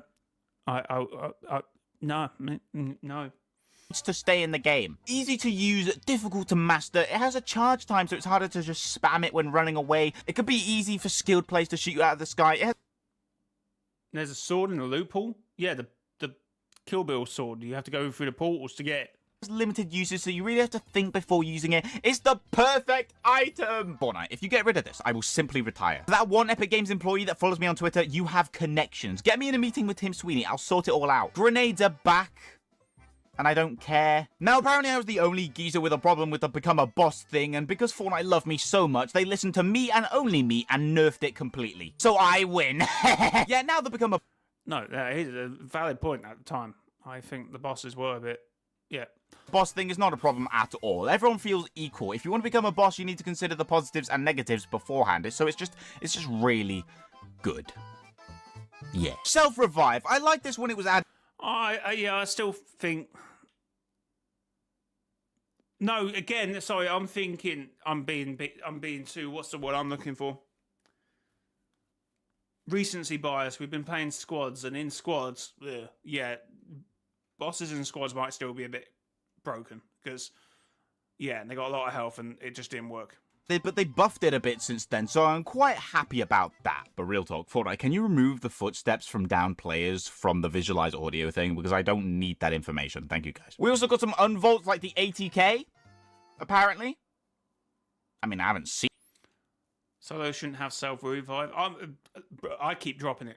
I drop it if I know I've got it in a solo game. It's absolutely pointless. The job boards are back, which is very good for the new gold system that they have in place. But you know what they should add back? The bounty boards. It's your move, Fortnite. You know what to do. Rift anomalies are a thing that they added, and I really like them. It makes every game feel different. It's a cheeky way of adding back augments without them being for specific players and then being forced to kind of balance things around that. We got the Rift one that spawns a bunch of rifts, one that turns you invisible if you crouch, and one that sends down a bunch of supply drops.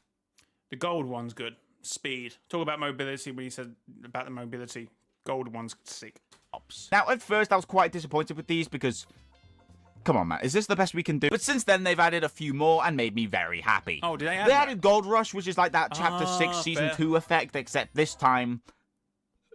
No projectile and most weapons, recently, we got okay. the Winter Ball, which summons a bunch of balls that heal you. And most interestingly, we have the OG Time Travel Rift Anomaly. This summons a bunch of... This summons a bunch of OG chests into Chapter 7. And if you open them, you gain access to some Chapter 1 loot. Maybe it's a gold scar. Maybe it's a fucking crossbow. Who knows? I need to look into that. Because that worries me about the whole time travel thing with OG. Even though OG feels like it's its own thing. But it still could come from OG. I ain't against that. That's the fun of it. I hope they expand upon Rift anomalies more in the future. Maybe they can bring back tornadoes and thunderstorms. Maybe No, it will be here in this season and it will never be seen again. Continue. they can have a nuke go off, blowing up a BOY. The possibilities are quite literally endless, guys. Come on. Randomly during the season, we got some unvaults at some point. Like, we got, like, the tactical 69. assault rifle and the 67. sovereign shotgun. Now, I was expecting them to have brought back that stupid red dot tactical assault rifle that they keep using, so I wasn't too big on this change anyway. And then I used the tactical assault rifle.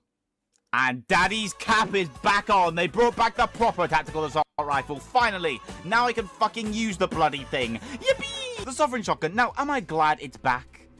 Yes. It was used for one season in Chapter 5, the chapter that had the Gatekeeper shotgun, so this shotgun wasn't really given the proper chance to shine, so I'm happy it returned. But I can't use this thing for shit. It feels like the fire rate keeps changing. It feels inconsistent. Sometimes it does 200 damage, sometimes it does 27. It's way too inconsistent. I'll update you in my season review whether I like it or not by the end of He's not doing another month video?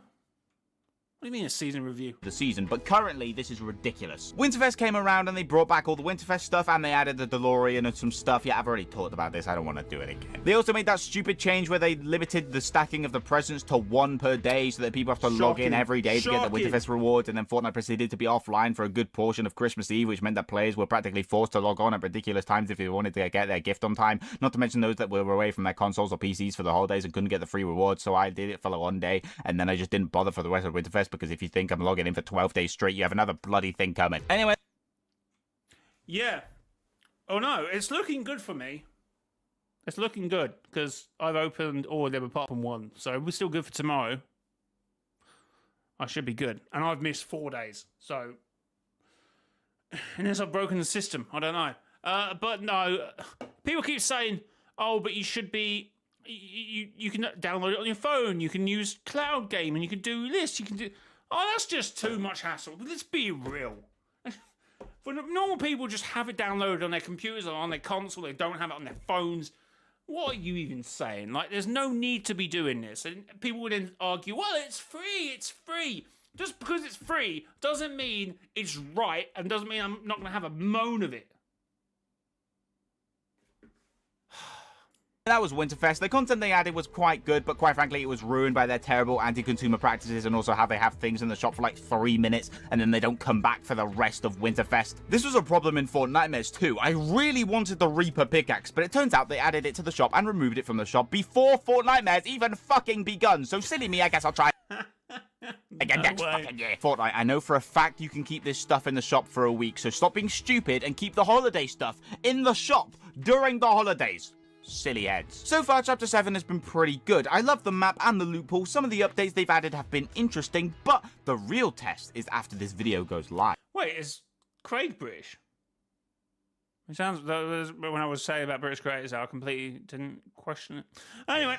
This season lasts until March. Can they keep the updates coming for the next 2 months and a half? Can Fortnite really do what needs to be done to keep retention long enough to keep this season as an all-timer? Personally, I don't think they can do it. I think this season will fizzle out from here and people will get sick of it. It'll go from a top 10 season of all time to like a top 25 or something stupid like that. Is my rage bait working?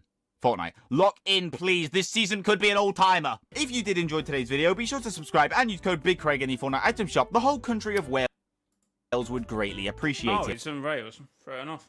Or you can click the funny I card. mean, that's just him saying, I could say thank you to everyone in France. The people of France will appreciate it. Just doesn't mean I'm from France. So on anyway. the screen, take yourself to a video like this one, but Better? better. Oh, he actually did say I didn't mean that. Anyway, great video. Great video. You get a like. Oh no, it is on 616 and that looks so pretty. Oh well, never mind. Fair enough. Good video. Yeah. I agree with many things about that video. I mean, I've said those things about that. I still think projectile weapons are hated on too much. Anyway, thanks for watching. Subscribe, hit the like button. That might not be a video. I don't know about that one. I don't know about that one, guys. It is what it is. I'm not sure about that one. I'm not sure about that one. They should add slurp. I mean, in terms of the slurp splashes, they are cans, aren't they? But it's the milkshakes that I don't get, because that's definitely a different item that's never been in a game, and it's also a back bling. And then they've not been in the game, the shakes. All right, Corruption Sci-Fi, how's it going?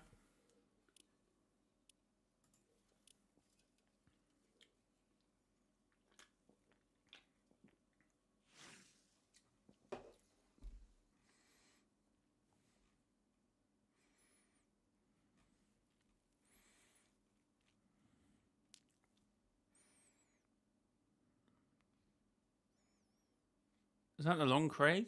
No, I think it was just Craig.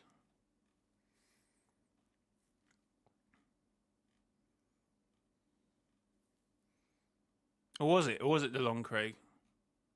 Oh no, it was the long Craig.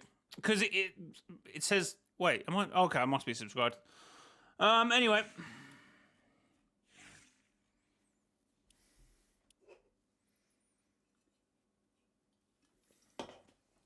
No worries, Ultimate. You missed 2 reaction videos. Rip. Anything else we need to react to?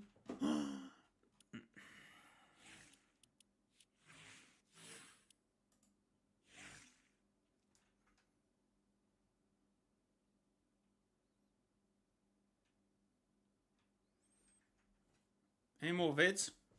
Oh, I'm looking, but unless you got any. How was your day? It was fine. It was fine. How was yours?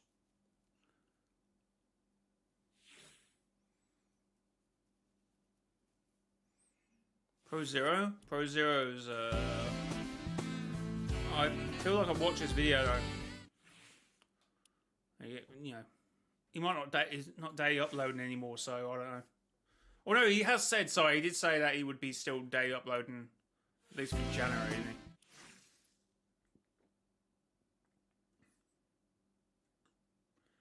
My day's been pretty good. Got some coffee and worked out. Fair enough. Very good.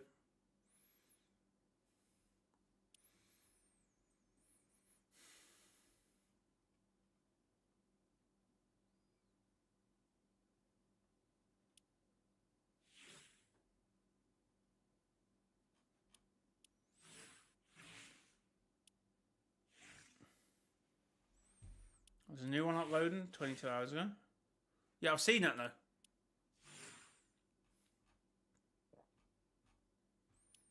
I think. Alright, we can react to it again. I've probably forgotten about it. So, Lion, how's it going? Welcome to the stream.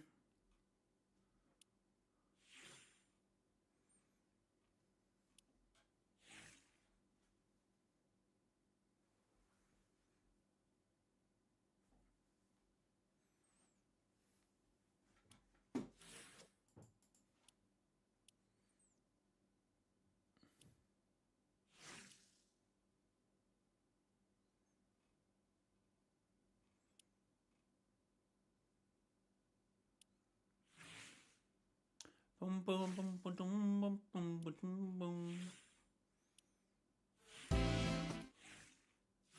Actually, when has Clay uploaded any today?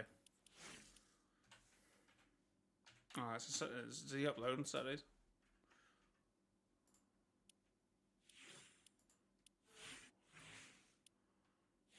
I can't watch a video of him reacting to reaction. That's some crazy metal.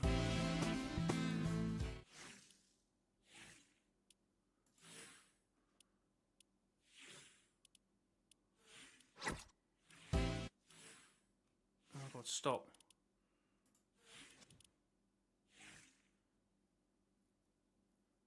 I'm spamming. Alright, Matthew, how's it going? How's it going? Right, I have no idea. Maybe that's it. Or do we watch the Pro Zero video from yesterday, I presume? Oh, I guess we can.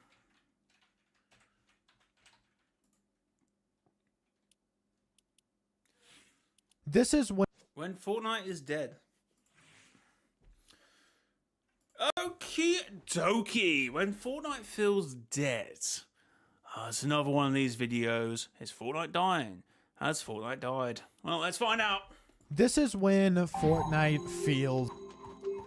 Okay, someone's going to say, why don't I turn this off? I don't turn it off because when I walk away from the computer, it's actually okay. So, but it's just when I'm on the computer, it's a bit annoying. Dead. And before you go rushing to the comments to comment that I'm a hater, that I say this all the time, I'm not saying that Fortnite is dead. I'm just saying that this is the same time every year where Fortnite feels dead. And why is that? Lately, when I personally log into Fortnite, nothing feels wrong, but nothing really feels exciting either. You should have said, nothing feels wrong, but nothing also feels right. But no, it's the same point every sort of Winterfest or even summer as well. It's the same thing. Oh, Fortnite's dying because they're not updating the game. I feel like it's just this generation. Like, back in the day, when I was a little wee boy, we used to basically get a CD, right? And we would get that CD and put it in our consoles, and then that would be the game. And that would be it. Now, you would never have an update. You wouldn't have anything. And you just game and you enjoy yourself all the time. Oh my god, this is amazing. But now it's just you want more and more and more. I don't. Maybe. Yeah, we went. It wasn't like that back in the day. But is it because we're now more used to it, or is it because that content for games is just so much more drier? And I think this is something that we feel every single year around Winterfest. It's just that quiet, kind of empty feeling where you're kind of just there. You know, you're scrolling around, not really pulled into anything as much as you were a few months ago. And of course, that makes sense. We just got out of the giant Chapter 7 release. We're kind of at the end of the, the Season 7 hype in OG. And I think a lot of people felt that most during Winterfest, especially. And to be fair, it's got a point. It's been a grind. Chapter 6, Season 4... Chapter 6 season, mini-season Simpsons, 2 events, the start of Chapter 7, the start of Season 7 OG events, and, there's been a long, been a lot. And I think some players will be burnt out from that. I think it's almost the opposite now. We do get a load of things, so when we don't, we're either just completely burnt out by it, or we just like, when's the next fix, guys? When's the next event? You mean there isn't an event for 2 months? Actually, this one, which is supposed to be the exact opposite of this, and this is what frustrates me so much. And I'm not angry, I'm not even frustrated like I just said, it just feels weirdly disconnected. That feeling is what I want to talk about today, because it doesn't just come from nowhere, and this is the biggest thing that makes me a little bit worried, because Winterfest is supposed to be the time where everybody wants to play the game. I have to disagree with that. It could just come from absolutely nowhere. Like, it's just like, oh, you expect the game to be updated, and when it's not updated, you got an issue with it. I don't know. No, everybody does anyways because they're on break and there's not really much to do. But this is the time that I feel like Fortnite could really lock in and pull in a lot of other players, and it doesn't really seem like they're doing that much anymore. As you guys know, if you've been watching this channel, just about every time, Fortnite is dying or Fortnite is dead or, Roblox is taking over Fortnite, those conversations come back up, or even talks about the player count like what happened in Chapter 6, Season 4. I am always the voice of reason. I always play devil's advocate with some other creators. We always talk about how Fortnite is not going anywhere, and I just want to say here, I'm not saying that Fortnite is dead. Of course it's not dead because it's Winterfest. There's all types of people playing because there's nothing else to do. And it's not the game that's failing, it's not I mean, there is stuff to What does he say like that? There is stuff to do. You can go out, see mates, play other games. I mean, nothing else to do is mad. But yeah, no. I just think it's gaming nowadays. I honestly think you just desire so much all the time. Very off topic, but Chapter 1 was so nostalgically amazing. I'm not exactly talking about the content or POIs. I'm talking about the cool glitches you would find and little details and mysteries.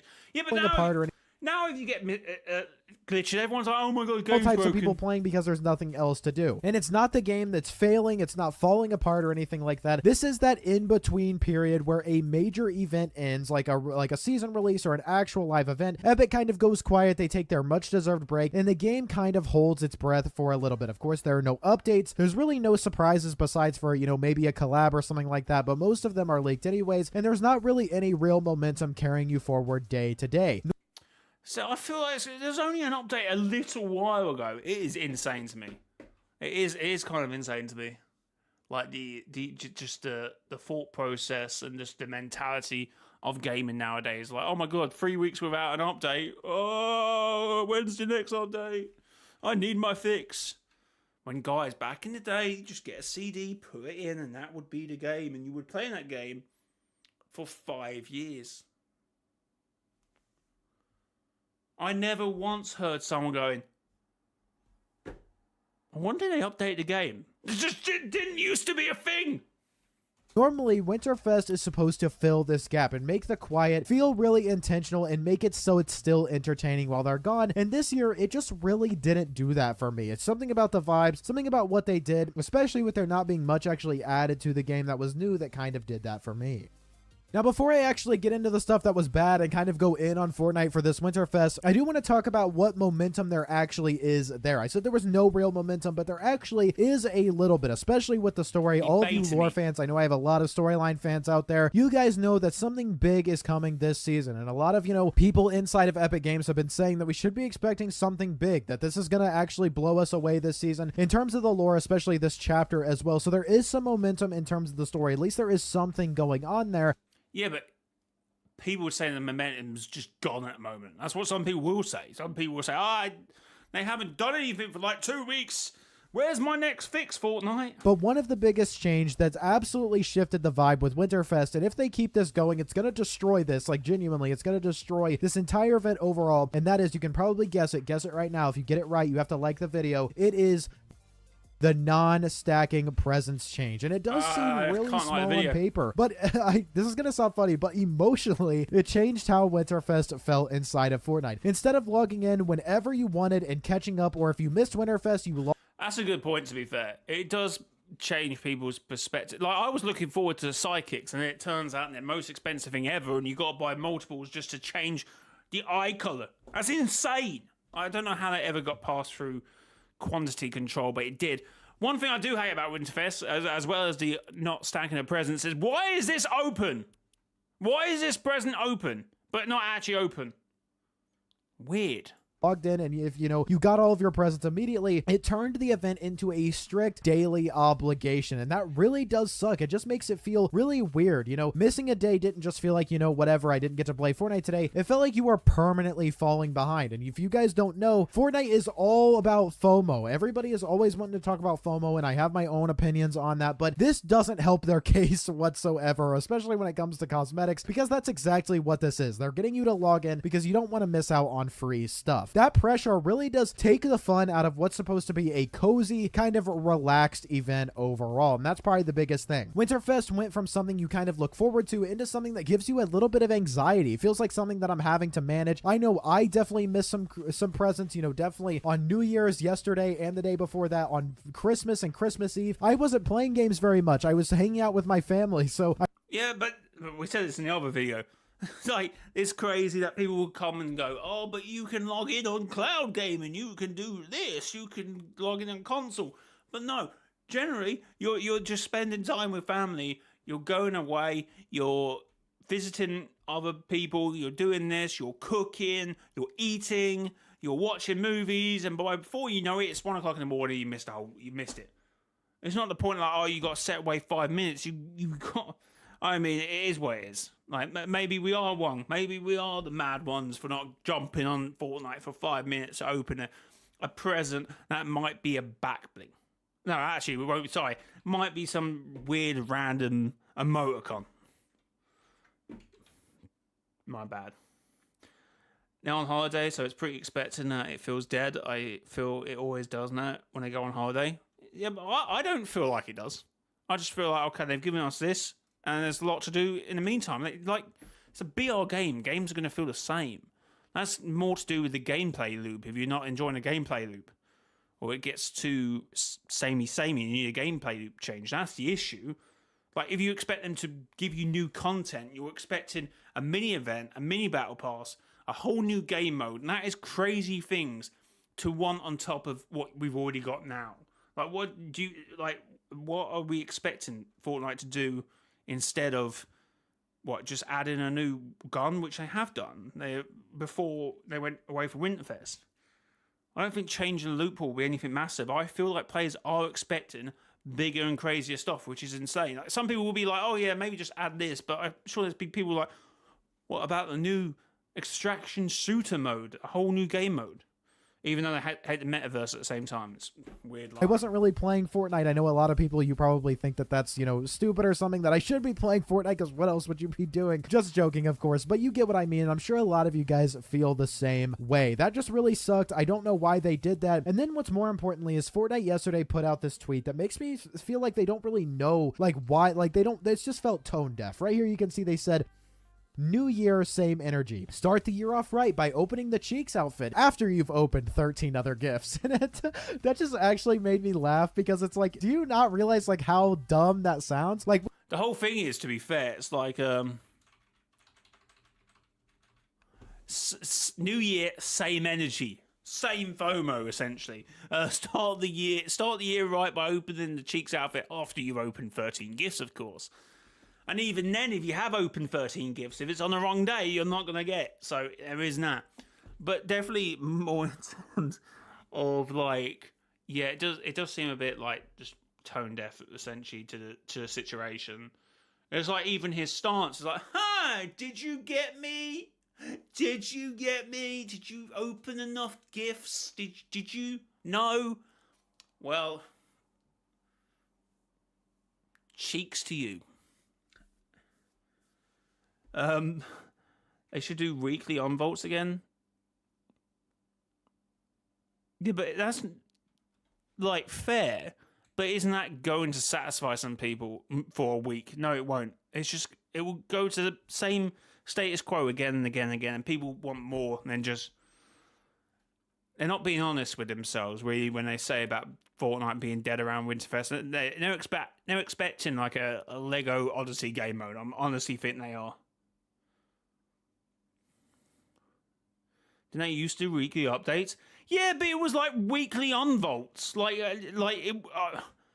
The updates we had, yes, we used to update the game here and there, but it wasn't they add 50 skins to the game, sometimes put like an LTM in still now. They've gone back to doing LTMs, and they do so much more every couple of weeks or every month than they did doing weekly updates. And they would fix a few things on patch notes. They would add some weapons, but it wouldn't be anything crazy like it is nowadays. Maybe I'm wrong, but I feel like most players are just not being honest with themselves. I feel like it would make most people happy, and they did weekly on Vaults again. Yeah, but then you're always changing the loot pool. It's never the same. I feel like the game should somewhat have like a basis of a loot pool for more than just a week. Like, we have to make sure that we're logging in every day to get this free skin. Fortunately, I did get the dummy skin, which that is the one that I liked more, but that just kind of sucks. People went crazy on this tweet. People really did not like this. Very disappointed in Fortnite for this change. I wouldn't be surprised. I think they actually will change it, but that was just something there that made people really mad. And outside of the presents, there really just wasn't much to anchor you into the game during this period, or like pulling me in. Every single Winterfest, I really do look forward to something actually new, and it feels like it's just recycled content. This is a problem with Fortnite that has been ongoing for many, many seasons, and I really hope that they would kind of break the cycle this winter. Yeah, but if you're counting like I don't know, Winterfest, Summer Splash, or whatever. Like, maybe that's been a bit samey, but we're still getting new items, new seasons, new map, new game modes. Like, it's more of a different update. Like, I feel like it's pretty unfair to, like, want anything here. Like, I mean, for Reload, we got a whole new weapon systems with the Morphite weapons, and in terms of new maps and stuff. Like, but apparently that completely becomes the norm, like a day later, and everyone's like, okay, yeah, when's the next update? You see what I'm saying? It's just some people are just always going to be unhappy that Fortnite ain't doing enough. And there was actually a lot of things that were scrapped, I believe, in this Winterfest as well, according to leakers. Things like new guns, new items, etc. that just didn't come out, unfortunately. Stuff that we have already seen before is just back again, and that's about it. We got a new POI, which I really do like. I'm glad that they kind of rethemed that POI. I thought it was really cool, but there was no evolving surprises. No sense that something was really building day to day, and once I opened my GIF, I'm not gonna lie, guys, I've just been kind of logging off. I mean, the most that I played was with Tricky and all of them in the stream that we did. The lack of momentum is what made this quiet feel heavier than usual, if that makes sense. Now, I want to be really clear here, you guys. I'm not saying at all that Epic taking a break is bad. It's absolutely completely deserved. Developers should absolutely step away. They need to recharge. They deserve their break. Spend time with their family. The issue isn't the break Thanks for the 20 likes, chat. Appreciated. itself. It's break is bad. It's absolutely completely deserved. Developers should absolutely step away. They need to recharge. They deserve their break. Spend time with their family. The issue isn't the break itself. It's how exposed it feels when you actually do step away from the game. It kind of goes to show how if Fortnite didn't have all of these evolving things, I know it is a live service game, but if Fortnite didn't have all of these updates and things like that, it would die. You know what I mean? It's supposed to soften the silence. In terms of Winterfest, it's supposed to make it feel better, but this time the silence stood out way more. I know a lot of you guys are feeling the same way, but Mate, self-revives and solos are stupid. Like, you just gonna let someone revive now? Like, what? But anyway, like, again, I will just go back to my same point. Like, is it really silence? No. Like, I come from an era that would have the same freaking game for 6 months, for a year. Like, I honestly do think, like, yeah, things were cancelled, but why? Was it just not working enough? Was it just not the right moment to add it into the game? Wouldn't they have got hate for it? Was it just cooked? We don't know. Like, hopefully, I feel like Fortnite has done enough recently where the majority of people will say, well, they did good now, they did good all right there, they've done great with the event and great with the new season, that maybe it would have been a mess and they had added these items to the game.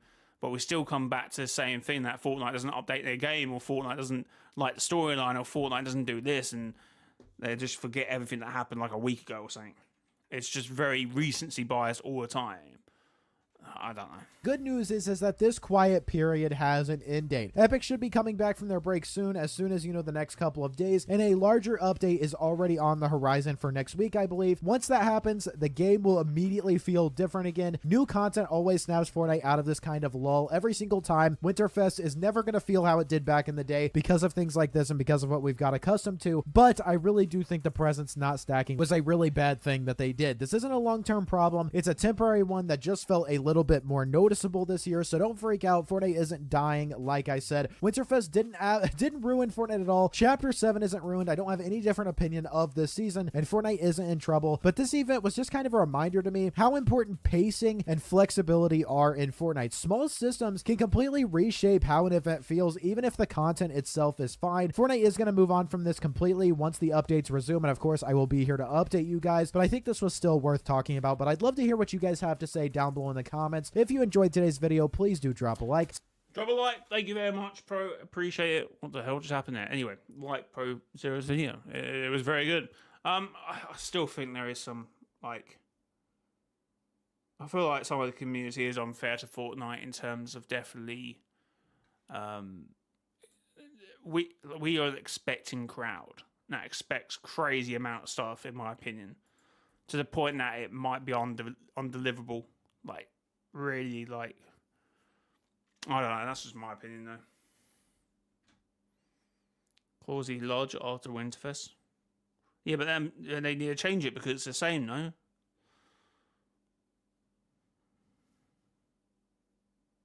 I don't know. I'm not being serious now, I'm just throwing that idea out because that's what people would say if it was kept in the game, you know what I mean?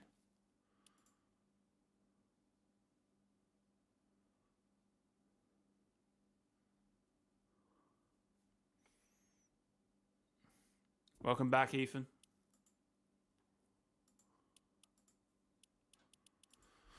Well, there's that, I suppose.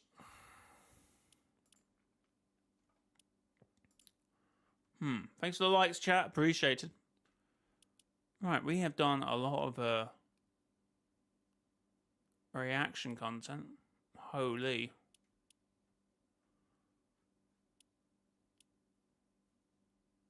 Don't know if they're all going to make, like, videos, no? Definitely maybe the Clark one. Maybe the Pro Zero one. Okay, if I was to rate them, it'd be Clark, Pro, and maybe Craig's one, but... maybe Lego? Possibly.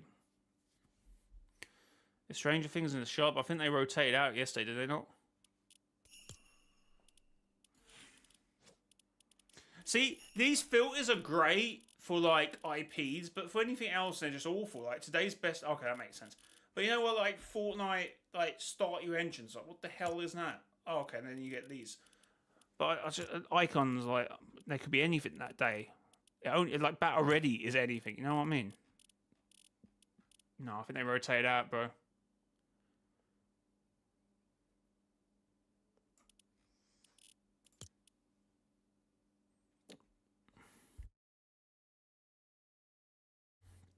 I think they rotate out, bro.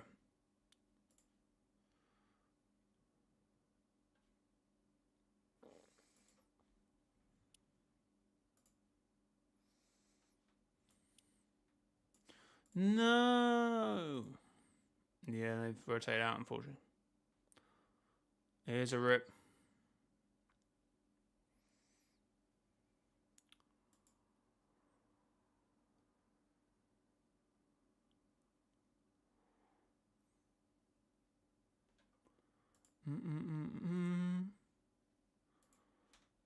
And they should unlock weapons that haven't been in the game for a long time. Every 1 to 2 weeks, and people get on because they want to use those weapons again. I mean, that might be a solution. It really might be, but at the same time, I'm like, I just feel like people want more updates, and I think is reasonable, really. So maybe because I'm coming from an era that just, like, we just wouldn't have games. I think that is maybe the game is drier, but I don't think it is. There's a lot to do. Don't like be able to jump to another mode. So much more to do on Fortnite. Just, you know, I think Like what they wanted, like Winterfest gone, like add a new like snow launcher, snow bullets that freezes opponents. That would just annoy people. I was like, I don't know.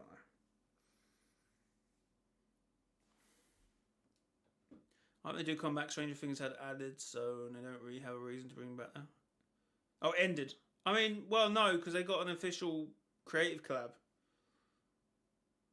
So they literally need to bring it back occasionally. I think.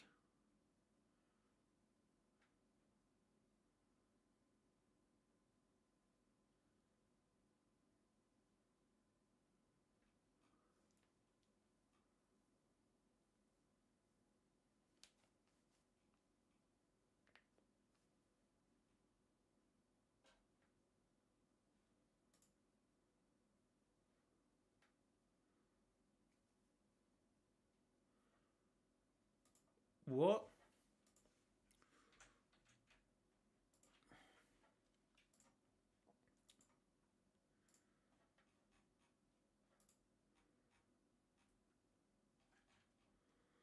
Okay, this might be an interesting video.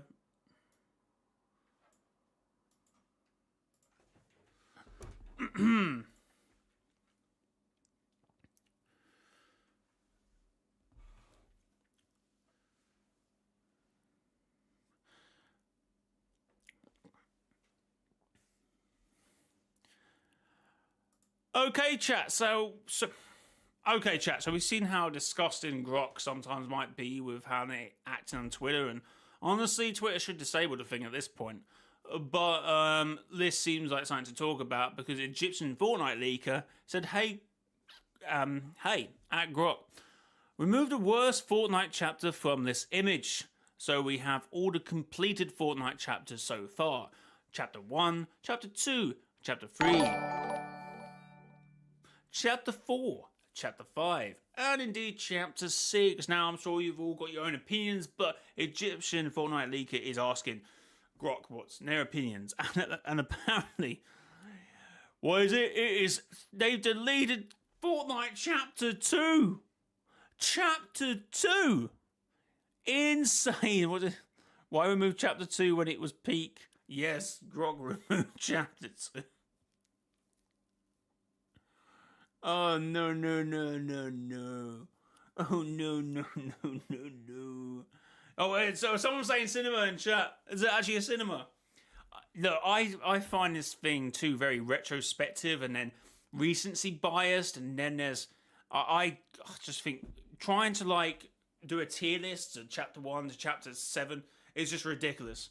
Like, what are you basing it on? Like, you would have to probably do them, like, individually and rather as a whole thing. Like, which one was the best map? Which arguably you have multiple seasons, so that would be hard. Do you pick one season? Another thing you can't really do without it being very convoluted by the end of it. And it's the same with almost everything else in the game. Like, in terms of weapons, there's multiple weapons in the chapter. There's multiple... I mean, the only thing you probably can do is battle buses. Most of them are the same apart from the... Oh, no, you have all the Winterfest ones with the blue... Like... I just find it so difficult to get an overall assessment of what is the best and worst chapters in Fortnite. Like, I love things in Chapter 1, Chapter 2, Chapter 3, Chapter 4, even Chapter 5, because I like the projectile-based weapons. I'm sorry. Sue me. At Grok and say, why does mrjayowhy like projectile weapons from Chapter 5? Grok doesn't know peak. Apparently, corruption sci-fi. Why is chat not coming up? Oh, chat box is turned off for some reason. In all fairness, Chapter 4 was ass. No events, bland story, not the best map. Ooh, I'm not sure about that one. I mean, well, not the best. See, I mean, yes, Chapter 4 had its weak points in the map, but it also had its very strong points in the map. Like, we're talking about every iteration of Chapter 4.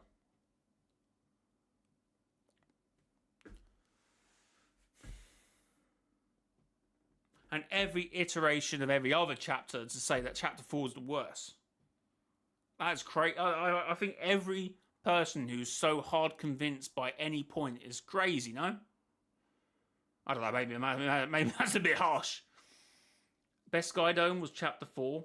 Ooh, and that one I might be able to agree with that one. See that? Ooh, yeah, there's not many variations of Skydomes throughout a chapter, so you could do that one a little bit easier. But no, you know what? Think about back to Chapter 1. That was also beautiful. I know. I don't know. Not for me, nothing is as concrete as all these tier list guys make it sound. Yeah, Glenn, I'm looking at you. It's not very... for me, I just don't do tier lists because they're just difficult.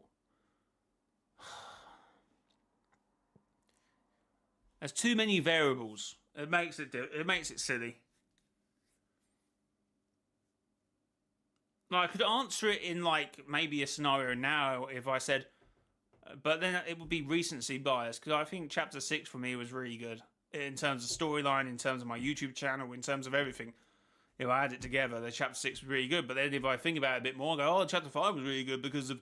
I like the projectile weapons. I know, sue me. But then, Chapter 4 was really good because, yeah, even though the Shapeless Man arc may have not went somewhere, but maybe relevant to future storylines, but at this point, it seems a little bit convoluted as well. Chapter 4 had its great moments with the gates and then Mega City and then Triad Nox and then the last reality possibly having some influence there, which makes more sense now and stuff like that. And then Chapter 3 with the debut, the Imagined Order, it's just so much. But the more and more you think about it, the more and more you go, just to make one-off assumptions to go, Chapter 2 was the worst, is just crazy in my opinion. I miss PS5 Chapter 2 graphics. That's very oddly specific. Chapter 2 graphics were peak. I still remember one point from Chapter 2, from one TikTok I did. I was playing a competitive game, and this apparently got everyone. For the Ariana Grande concerts, you had little things around the map with bubbles. And during a tournament, I think it was for the Daredevil skin. If you went near it, it would just fling you up and immediately eliminate you. And we had such great loot as our great best game, and we just died instantly. Well, I did. They played on, but I was like, what? Really? That's how it ends?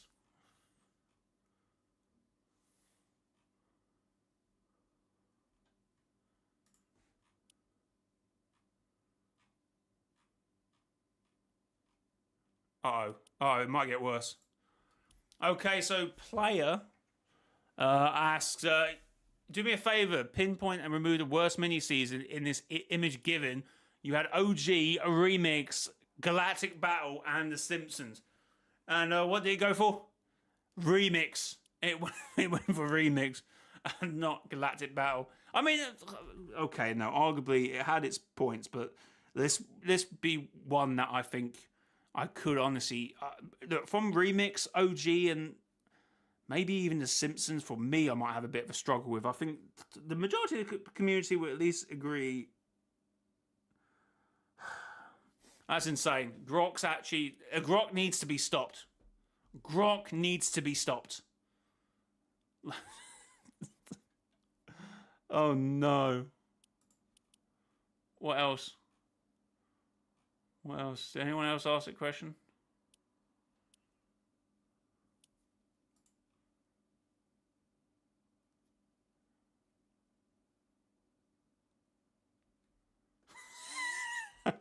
Wait, can I show this?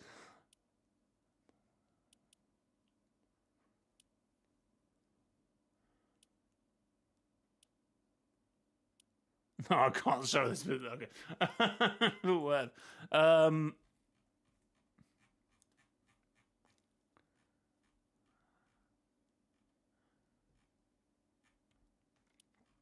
Insane.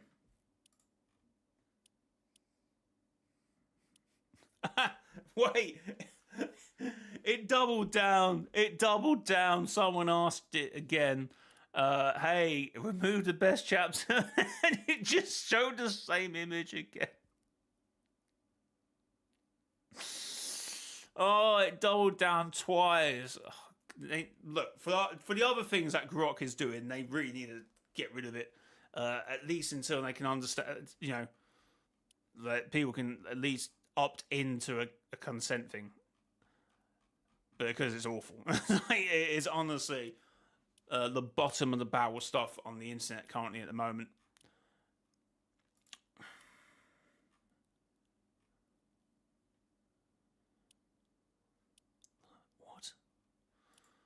What even is this mess? It would try again, and then it AI generated some weird morphed chapter 3-2 map sort of thing. Like, what is happening here? Ugh.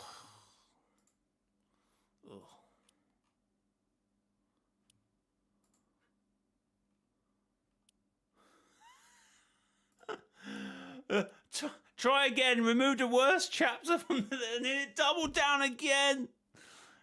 Grok, for whatever reason, really doesn't like chapter 2. Hates it with a vengeance.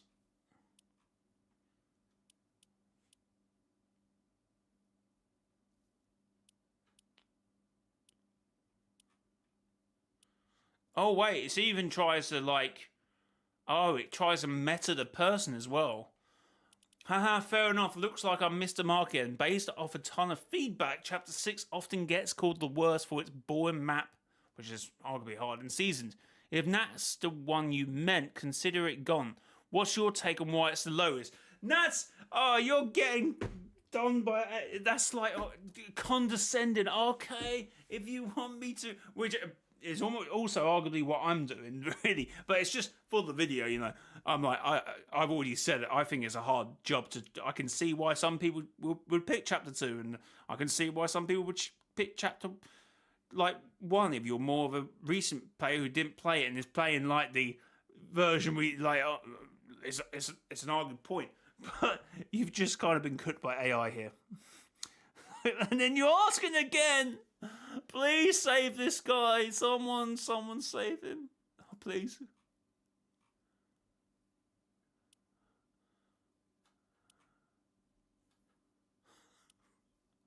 Wait. What even is this now? It's okay. So wait. He's saying that Chapter 2 and Chapter 6 is bad because that's what he wants him to answer, and that's what the bot is saying. The bot's kind of being a bit meta here, I have to agree. The bot's kind of being meta. Oh no. I don't pick Chapter 4 for weapon, not map or graphics. Fair. But that's what I'm seeing. That's what I'm saying. You have to condense that down from just saying a bad chapter is you're including the map, the games, the seasons, the events. And if you say Chapter 4 because it had limited events, then you're niching it out at that point. So that's fair. Yeah, you should totally do murder mysteries in Fortnite. Chapter 5 had the worst graphics, worst movement, worst guns, worst battle pass, worst gameplay. Grok needs to look properly. Hey, okay, I can see some points, but you know what? Chapter 5 had a great map theme. It had a great island theme. It had some good weapons. Again, I like the projectile-based weapons, so I have different opinions of you. I can aim. I said it.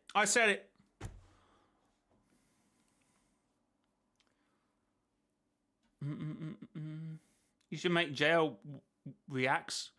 I mean, reaction content is kind of like low par. I feel like I at least put a little bit more effort into it, and I try and engage in a conversation. I feel like I actually transform or make the video transformative. But definitely in terms of like, if it's Fortnite, I'm going to just put on the Fortnite channel if I do it. But I guess we react to more things, maybe. I don't know. But I've got 3 channels. I'm barely uploading them 3, so we're not going to add a 4th one. But if it is just reactions, then maybe it'd be a little bit easier. But I don't think so. And if you're reacting to more things like Fortnite, I know how to make it transformative and, you know, get around copyright. But in terms of you start going into other things and movies, which you're not going to watch movies and things, but watching other people's reactions to, like say we did like a top 10 Marvel moments or something, and it's like really careful about showing like Marvel. You know what I mean? Anyway, guys. Grok does not like Chapter 2. And that's what we worked out here, guys. Grok absolutely hates Chapter 2. Does not like Chapter 2 at all. And that's fair enough. Tell me down below your most hateful chapter, and let's see where it goes. Guys, leave a like, subscribe to YouTube channel. If you do buy anything in the Fortnite item shop, consider using creator code MrJoy in the Fortnite item shop. Hashtag ad, hashtag partner. And until next time, it has been your boy, mrjayowhy. It's next time, bye-bye. Can you believe we've possibly recorded 4 videos, chat? What can I say?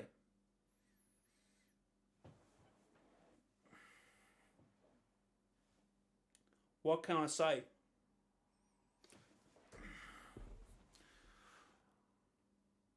Do you watch? What? Don't know what that is. Utilize your social media more. In what sense? Sci-fi.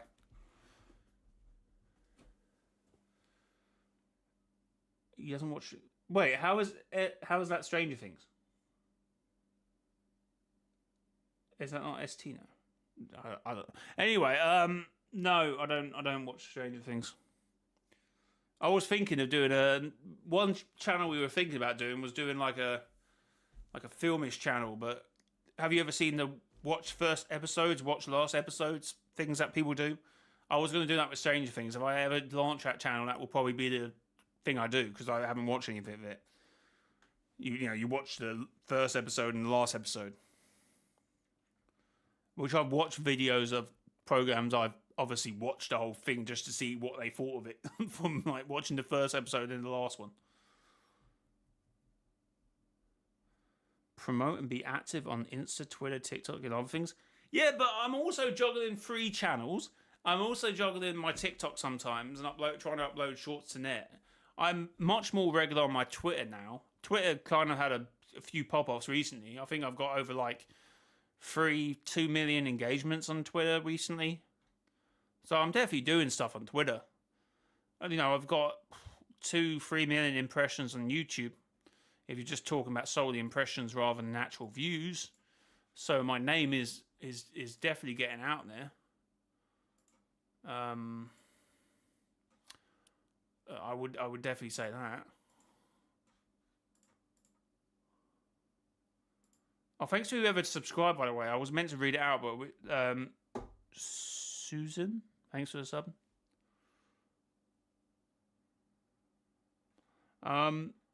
Oh yeah, the Nmap just had one of the biggest updates today. Fair enough. Fair enough. I should bring back the key chests from Chapter 4. I feel like it would fit into the gameplay of Chapter 7.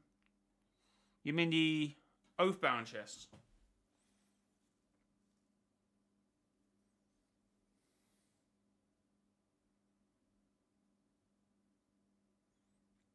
Why do Fortnite still rights to the 7? Because Fortnite created the 7.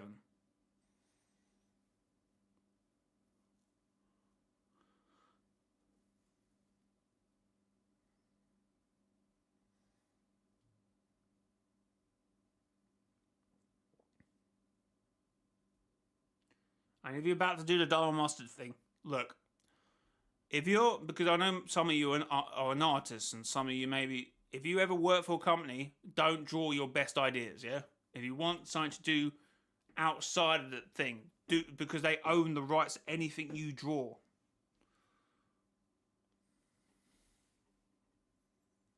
Because that always used to be a thing. I used to, do theories about the 7 coming back and someone would go, yeah, but Donald Mustard owns the rights to them. I'd be like, if you can prove to me why you think that, then do it. But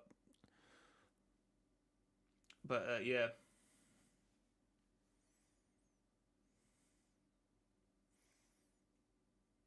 I'm watching Stranger Things Season 3 right now.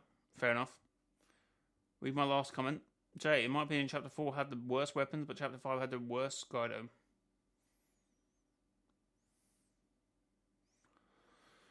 I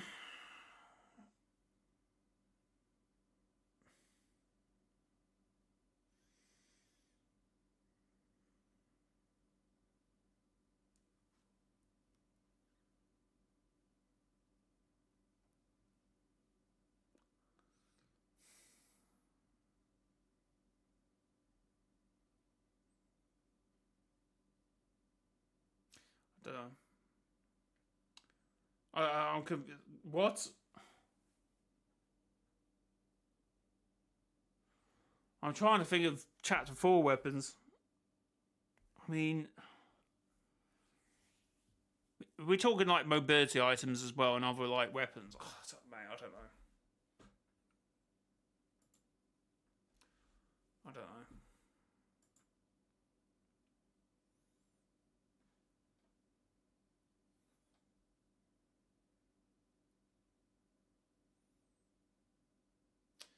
Screw it, I know it's like 10 to 12, but I'm going to have some beans and toast because I'm hungry. Fair enough.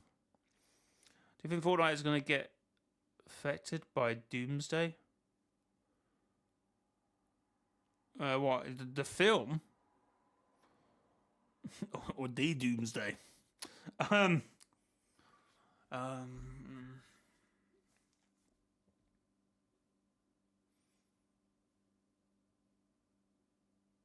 Oh, the ones you can open with keys. Okay, yeah, no, I get what you're saying. Yeah, oh yeah, yeah. Was anyone here around? Who was watching me in Chapter 3? Because Lit did something really funny. I still find it the most funniest thing that Lit's ever done. And we were going to, you know, the big vaults in Chapter 3. And he went up to last day of the season, mind. He went up to a vault, put the key in it, and I didn't have a key. I went, oh no, I didn't. I used it for something else. I don't remember what I used it for. And he went, okay, and then never mind, and started to walk away. And I went, why are you not getting the key out?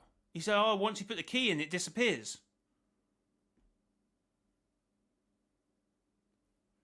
No, you just take it out. And I need to find the clip because he was like, what? Last day of the season. Oh, it was before the last day of the season. It was, what? It was so funny. So funny. I was like, have you been putting keys in and just leaving them if you didn't have another key? Yeah. Oh, that's funny.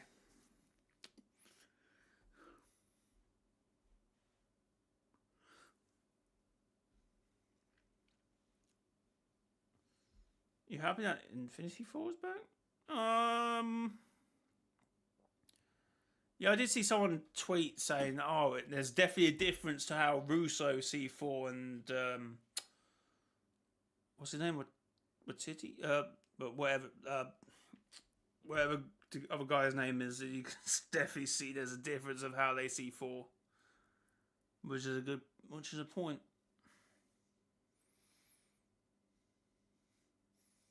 But Jay, can you get some beans and toast with some grated mozzarella cheese, please?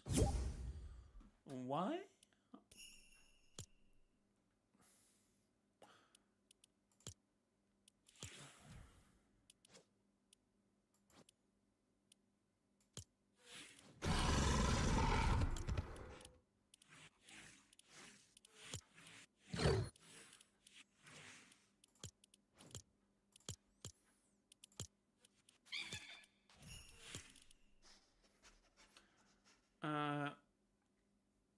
Russo Brothers are the most creative group. I still think it's funny seeing like tweets from Donald Mustard hyping up the Avengers. What a weird thing to see. What a weird thing.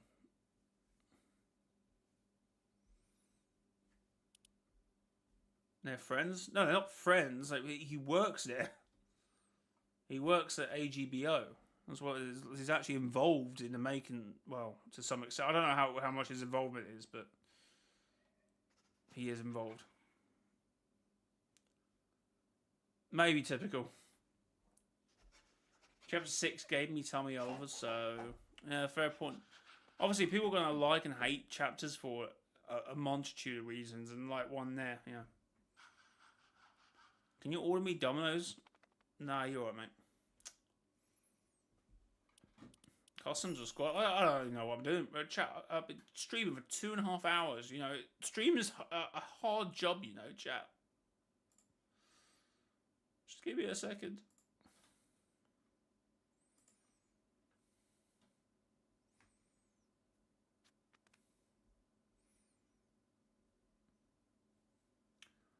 Just give me a second, man.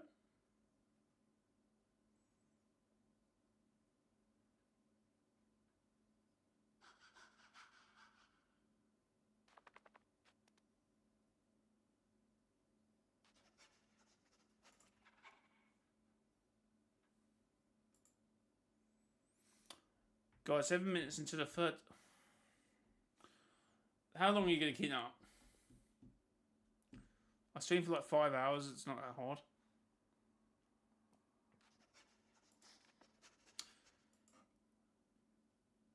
We were talking about your streaming, actually. Anyway,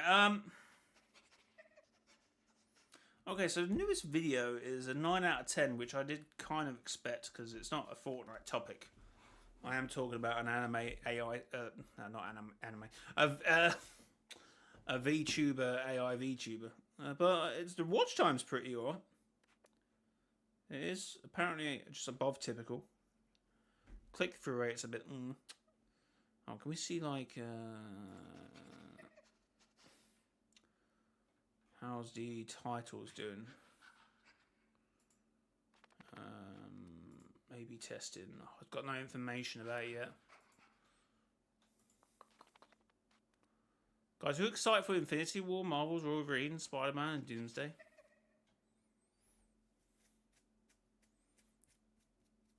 I didn't know they were doing a Spider-Man noir with Nicolas Cage. I did not know they were doing that.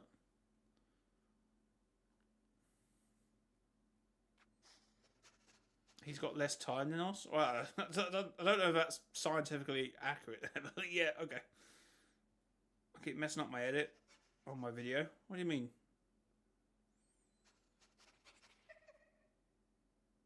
Oh, you mean levels? I feel like I've played this game a lot. Oh, I'm almost there to unlock the Dark Voyager. We're getting there. Slowly but surely. Hey Jay, I made for new creators a new preview video. It's the video you see before the map for the end event. Got very recently. I know you saw the older one, but could you see this one?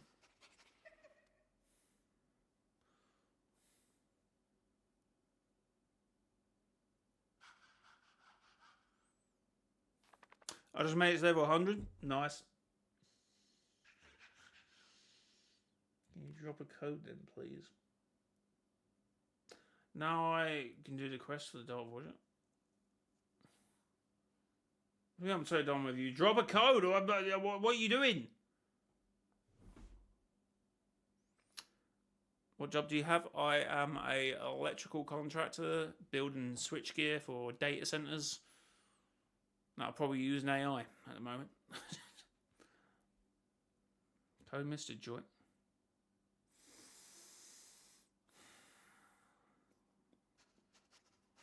It's a video, Jay. Yeah, but you said a video before it plays before the trailer. So I thought you were going to send me the map code so I can... Okay, where have you put it?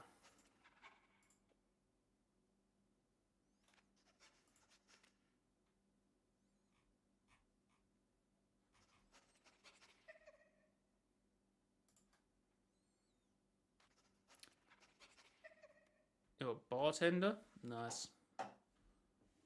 I'm a chicken tender.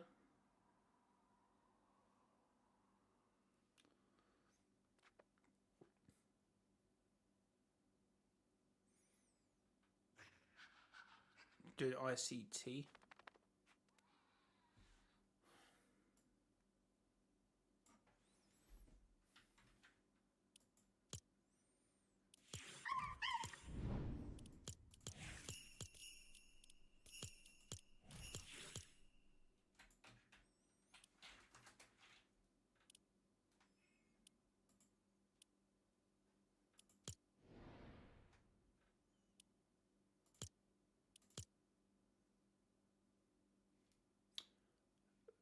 Peggy 18.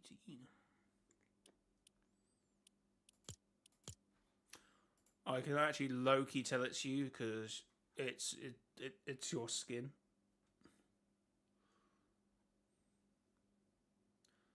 So you only work from home or? Oh no, I got to work from. I got to build data center. I got to build switchgear for data centers. That's huge.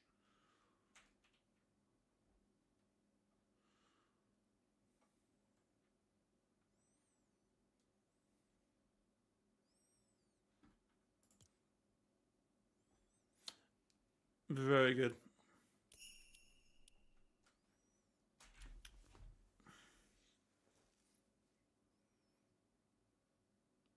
Don't remind me about food at the moment. Noise.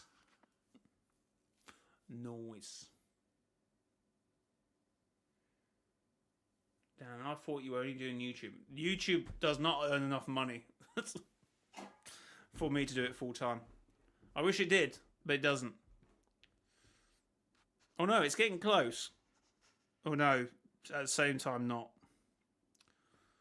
So, how much I earned last month? I think I earned like £500 last month out of YouTube, and then the month before was I think 900. So 900 is a little bit closer, but it's still maybe £1,500 off. It's decent, but it doesn't like. It's still out. No, not out of streaming. I don't make that much out of streaming. That's content. So if it was just hold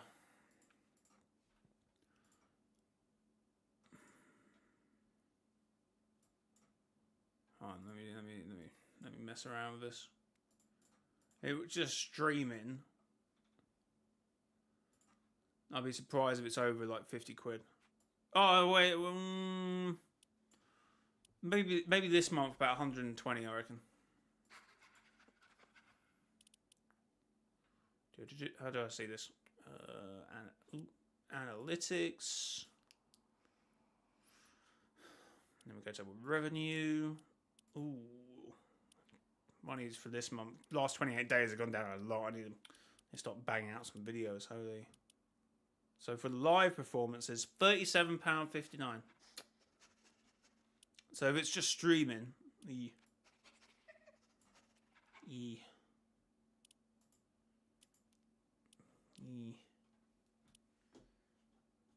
I mean, yeah, on top of your wage, it's great, but I would need to like, I would need to be making like $2,500 for like 4 months before I even consider like going full time. And I think my highest most month was like probably almost 2 years ago now, about 1,500.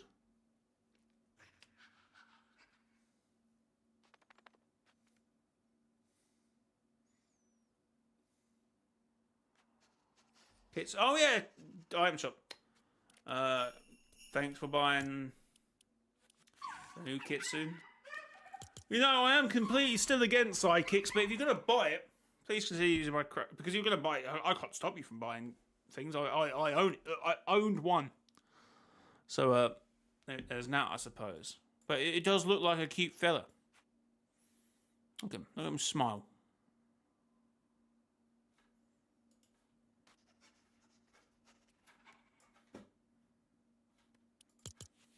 And he's got cool unlockable rewards. Look at that. Look, he's got a top. He's got a little shirt and a bow. They are pretty cool, but they are like... The fact that you have to buy multiples is insane.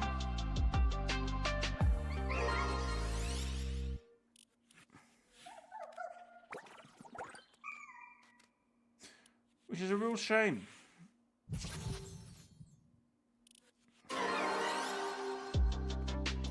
It is a bit of a shame, chat. I have to be your top person who has been using your code.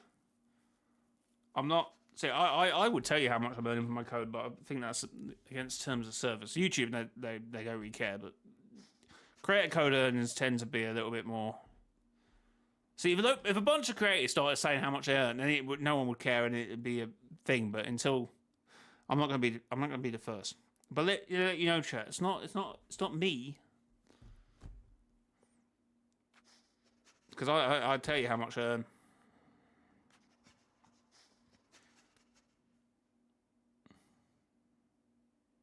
But no, creator code has been a lot better. Because I own one. Because I got the bat bling. I didn't buy it.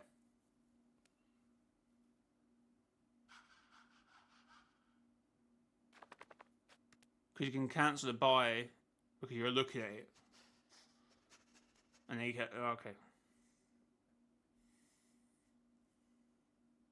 Yeah, the shop's reset. The kitsune's in.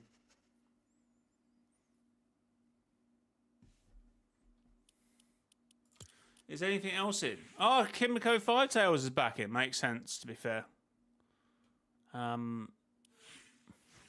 Kit's still here. Serpent Breaker Charlotte's here. Which obviously her connection to the spectral realm obviously makes sense with her coming back. Oh my god, that one was sick. That star was sick, whatever it was. See, this is what I mean. That's sick, isn't it? Oh well, rip. Rip, I suppose. Didn't you say that every purchase someone makes with your code gives you 1%? No, it's a little bit higher than that. It's a little bit higher than that.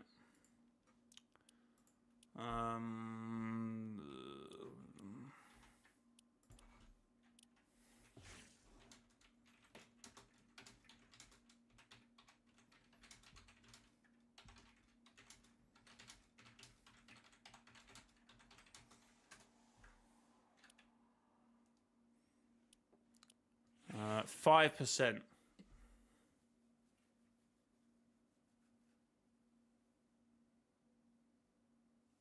Was the creator code hacked or just banned? What do you mean?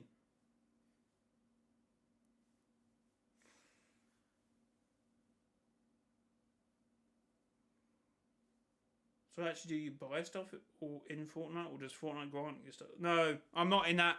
I'm not in that area at the moment.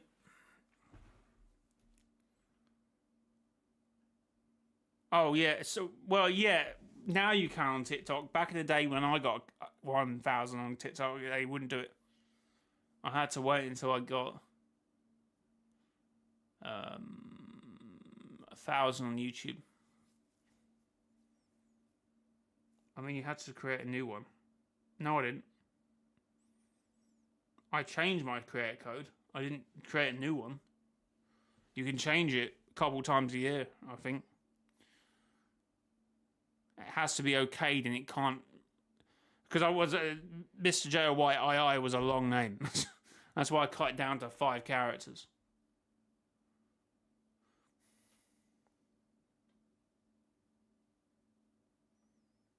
Epic has never banned me. Or for anything. Okay, Mr. Joy. Tee-hee.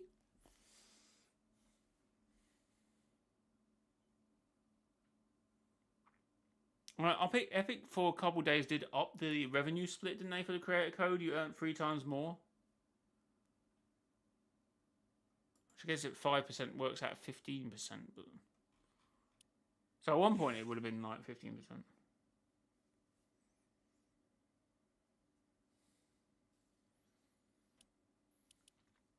I think they did it for Courage.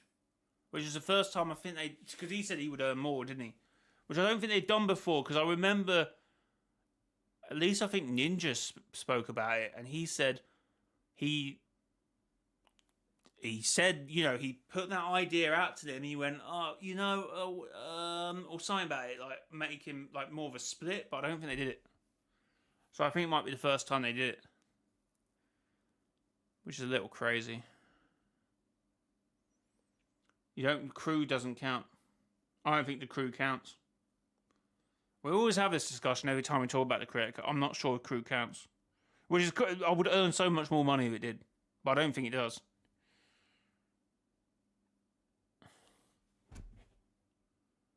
The Simpsons. Copyright. Damn. Now to grant unlocks for stuff on the Kitsune. See, I've been playing quite a bit with the Kitsune. Well, I say I've been playing quite a bit. I am currently just doing reaction videos and talking.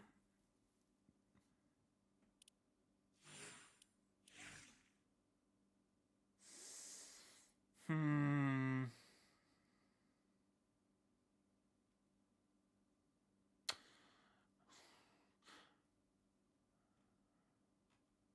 Okay.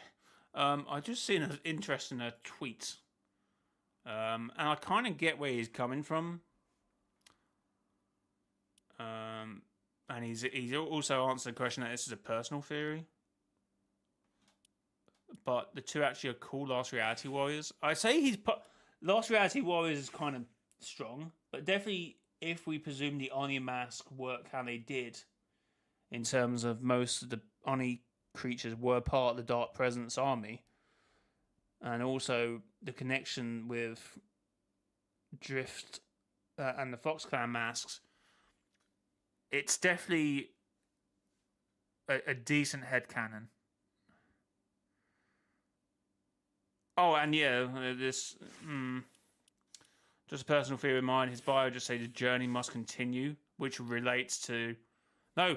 He said about will you continue, but the journey must continue because it relates to Drift's tagline, which is journey into the unknown, and that's the unknown that must continue. So, I reckon that's a bit more. In the future, I'd like the nothing to stop given it's an option to continue or not to continue.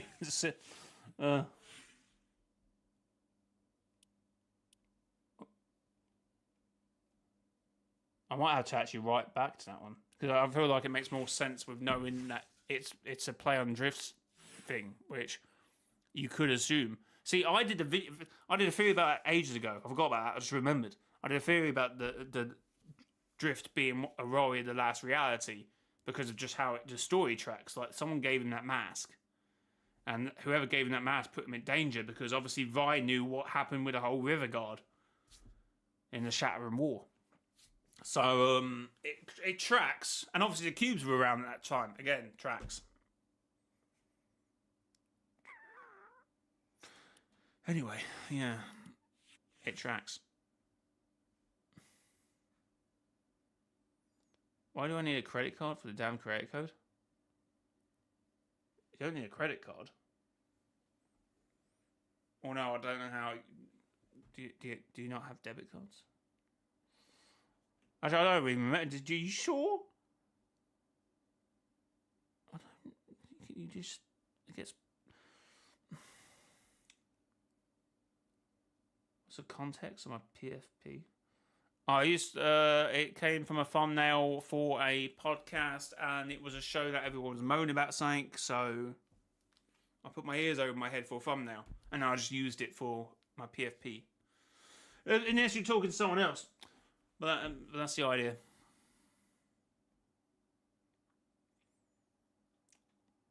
I would like to get some professional shots done. That's one thing. I need someone with a good camera. So I want some good ones.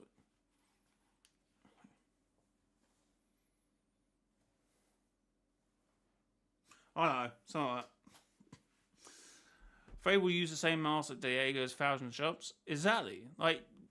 Whoever made Fade the mask, it was something to do with the Fox Clan. Which obviously kind of... Because it was Oni, we always thought the Oni masks were against the Fox Clan, didn't we? I don't know where that came from, and I don't know if that's still a thing. But I felt like that was what people presumed. But it wasn't really, it was the River Guard. Because obviously the Fox Clan must have killed someone. Because that's how it correlates, isn't it? That's just sort of something I get from it.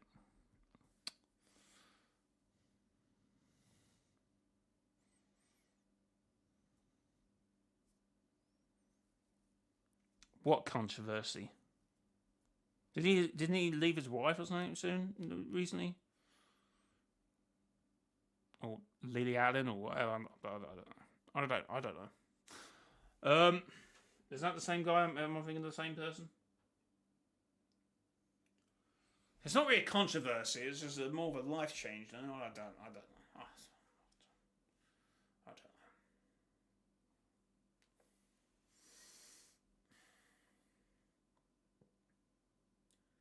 Jay's going laser beam style? In what way? Yeah. He was married to Lee Allen, though.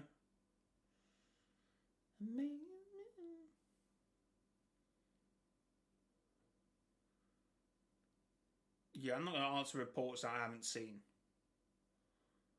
I thought it was probably going to be about his wife, or his ex. I don't know what's happening there. I'm not really going to comment on something I have no information about.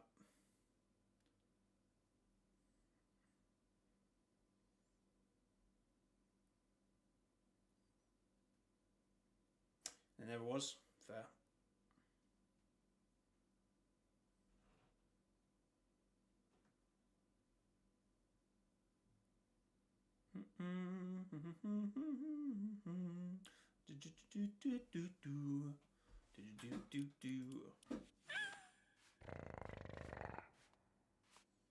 Calm down.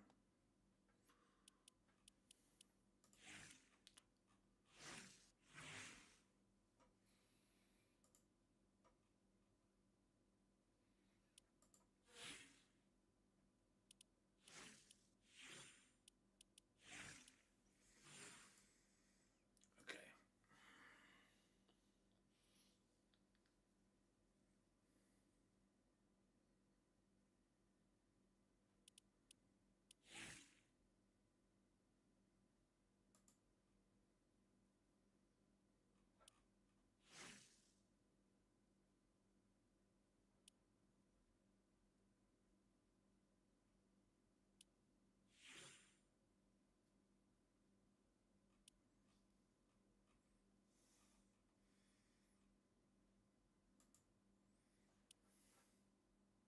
What else was in the shop?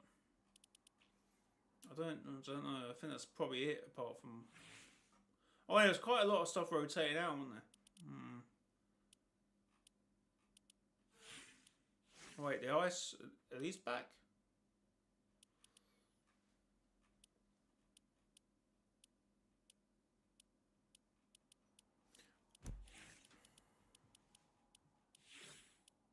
Need battle ready skins.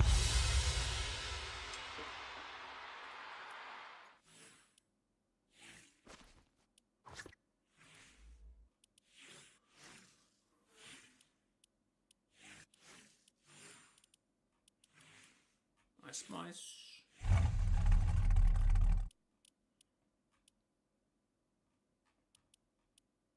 Fair.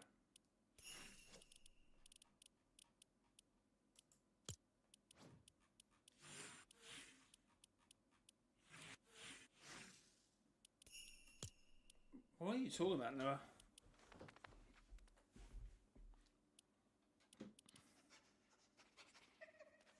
Do you think they have some ads? Some ads? I'm not sure.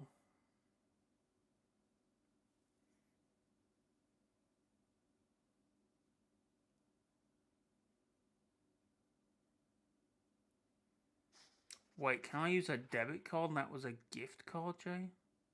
What? What? A debit? Wait? Like from a bank?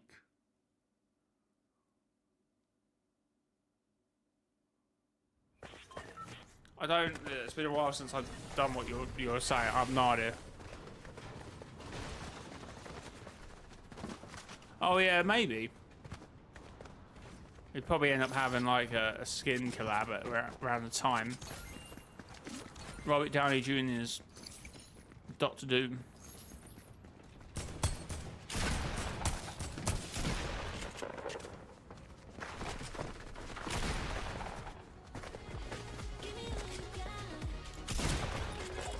Oh, I haven't got that hammer.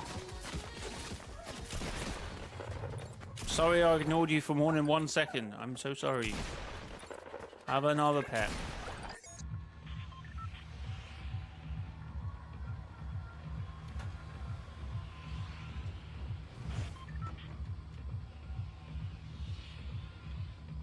They've probably been bringing Doom to the hyper shop so you can return with Battle Pass. Yeah. That's next month, isn't it? I don't think they're going to do that. I might do. I'm going to watch Avengers Doomsday when it comes out, probably, if I have time.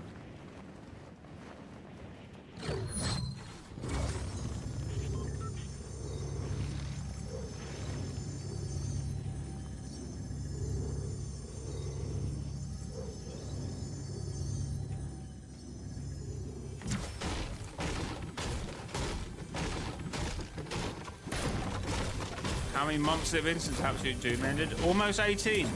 It's been 17 months, I do believe.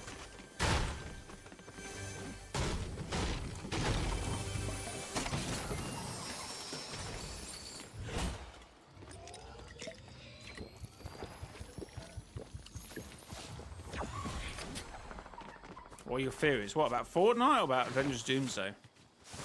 That Doomsday, I think Dr. Doom's going around collecting children for some reason.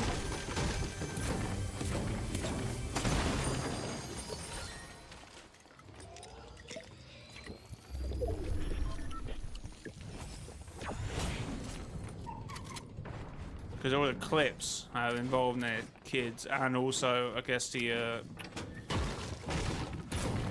end credits of Fantastic Four. So, I don't know. He's an anomaly if he's the same. I presume it's the same one, though. That'd be weird if it's not.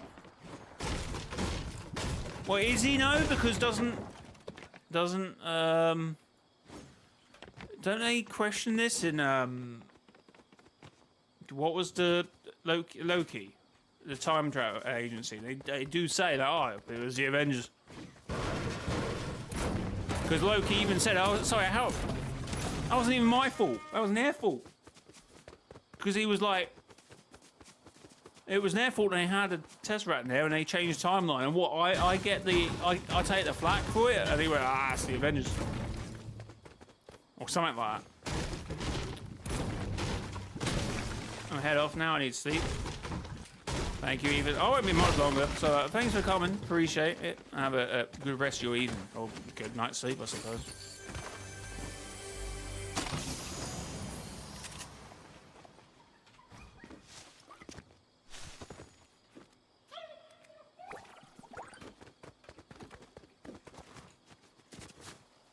Why kids out of all things? Well, Franklin makes a lot of sense because, you know, bro is insanely powerful.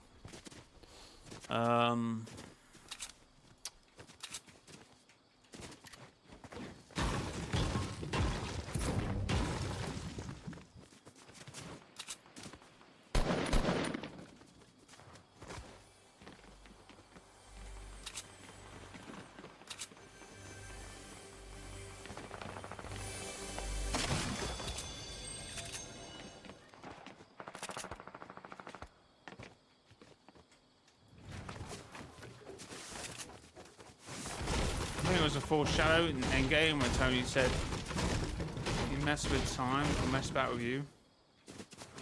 Yeah.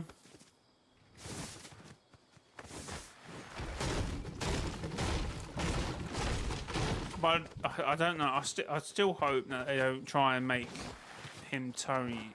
I don't remember, but it does seem like it might be. I don't know. I can't remember what we've seen so far and what we haven't, but.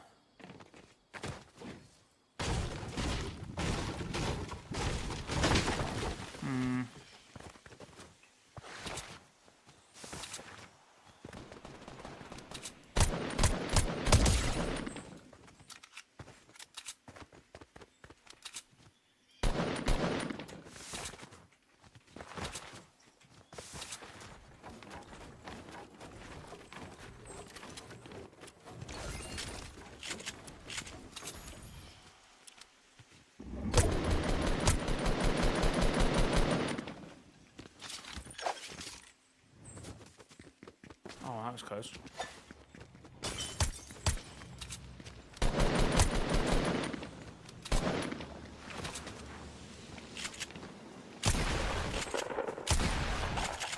Woohoo! Woo, chat.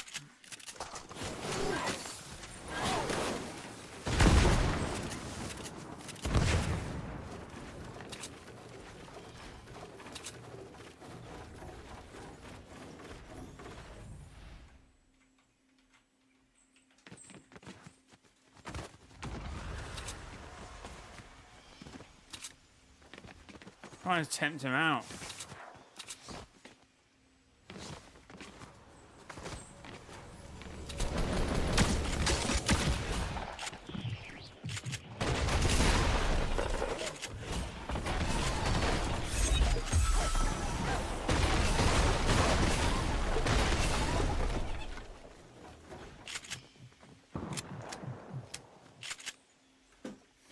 Because I saw the teaser, he was crying and... Huh? Oh, I haven't really seen that. I've seen the leaks, obviously. I haven't really seen the... I still haven't really seen the full context behind it.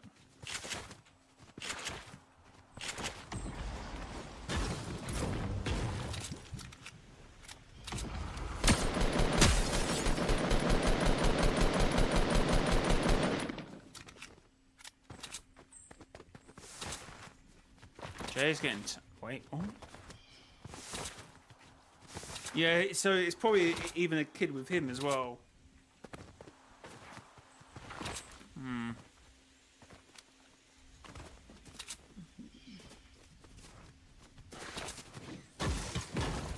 I mean, C beats Thanos and stuff in the reality where he is because he wants to live with Peggy in peace, so him beating them in that timeline triggered Tony to become Doom, so... It's got, has it not got, oh, I don't know. No, because he did, they mentioned that it is Victor Von Doom, though, didn't they? Yeah, I've seen like images of the third one that he's been talking about, but I've seen the two trailers.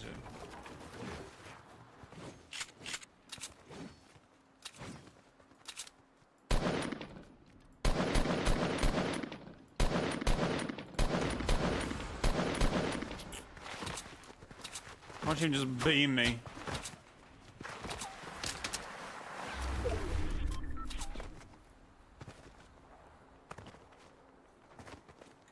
Do you think you ever switch IPs?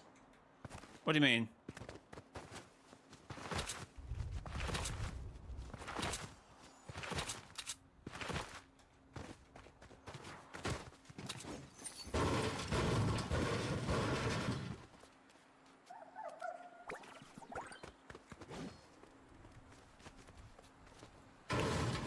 Broken timeline, maybe.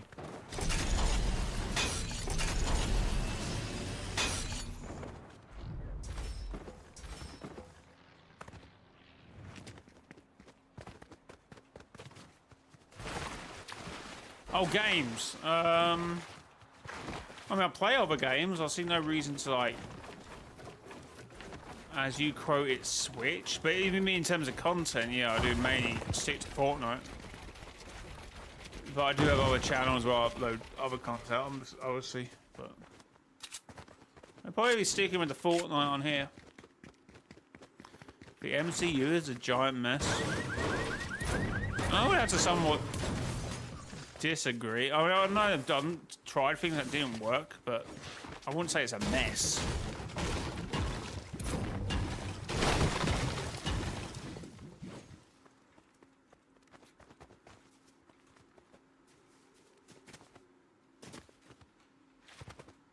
Sorry, what? What you're so bad? What you've been told? I don't know the acronym.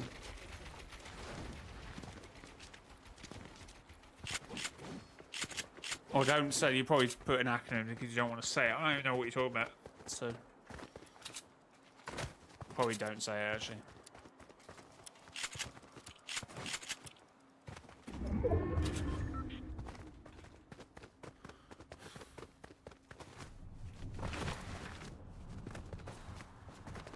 Oh! Where did that conversation come from? Wait, we're family friendly here, we can't be talking about. But I mean, it is most places, obviously.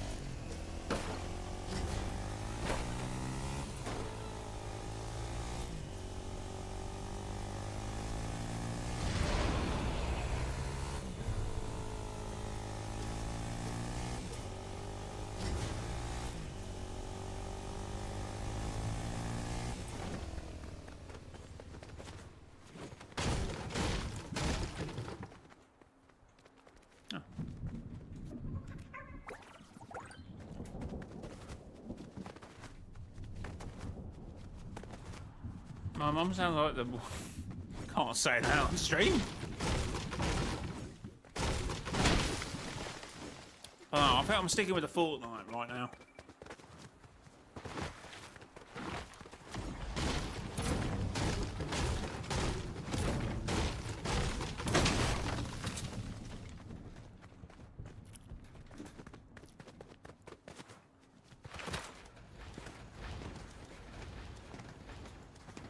Most underrated character in Marvel.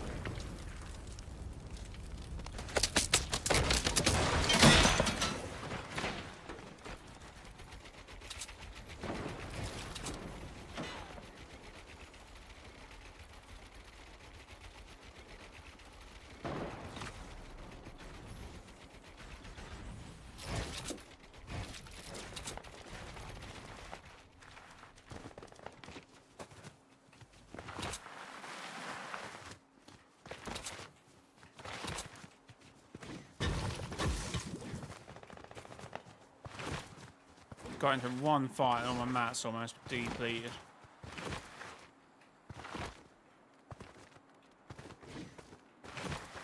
I know. Underrated.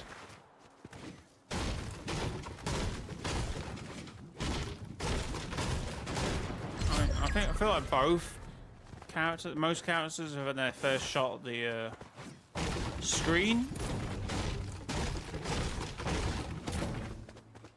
But if you mean in terms of power, oh, I honestly don't know. There's so many at this point.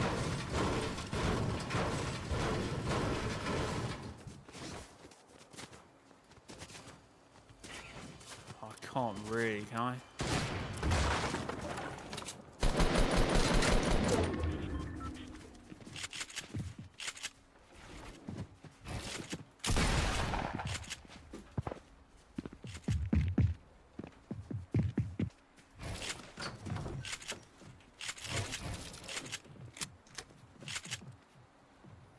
Not even in yet.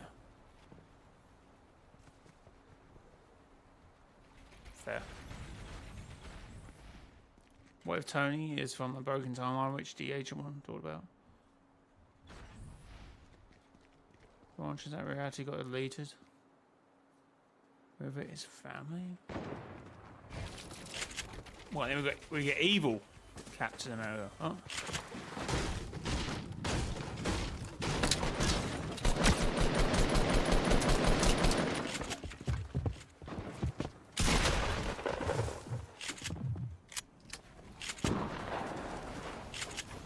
Again, I'm just like almost out of mats here.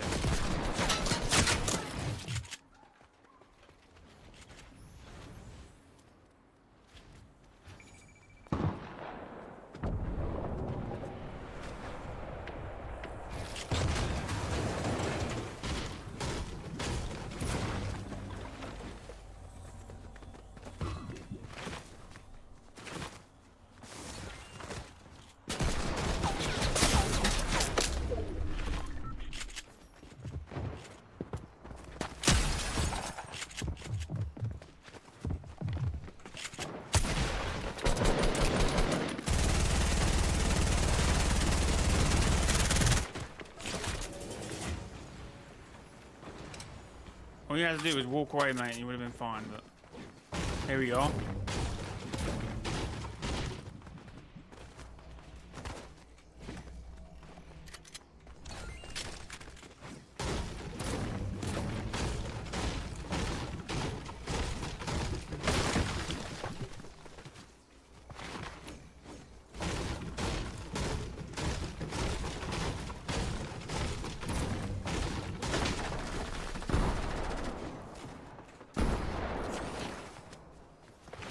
God, it looks like there's mats in their hands. had to take the risk.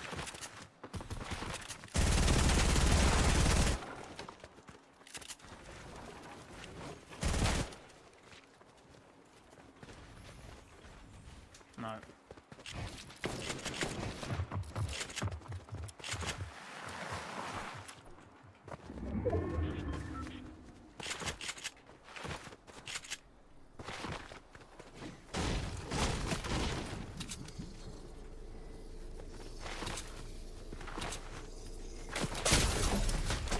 God, bro. Like, leave me alone. I'm behind the brow of the hill, man. This is so annoying. I've been cooked by the game. So cooked. Is there not rift still down here? There isn't. How does that work? Oh well, it's been a fun game.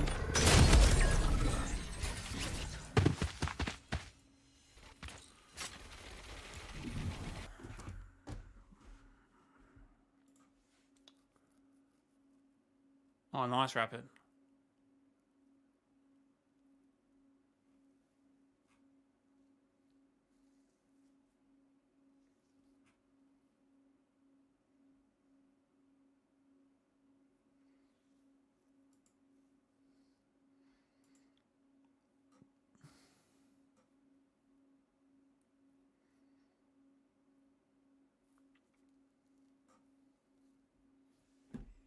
Yes.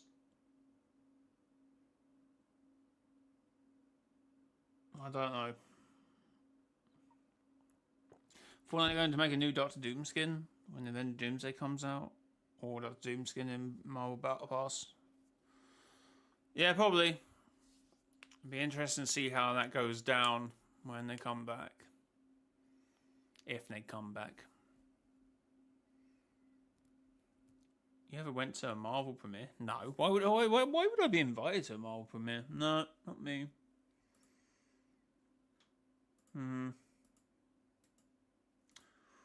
Right, chat. I think that concludes today's stream. Thank you to everyone being here. Thanks for the likes on the stream, the donations, the super chats, the memberships, the people using my sport creator code. I do appreciate it. It has been a 3-hour stream with 2 games, I think. But it is what it is. I shall be back tomorrow at some point, I think. But or today, my time. But until then, when is the next one? It should be somewhat today. Well, tomorrow. Whatever. It's today here. But turn on notifications. Might even be an upload. Anyway, until next time, it has been your boy, mrjayowhy. Discord links in the description, I think. If they're not, they're in the about section. I think. Anyway,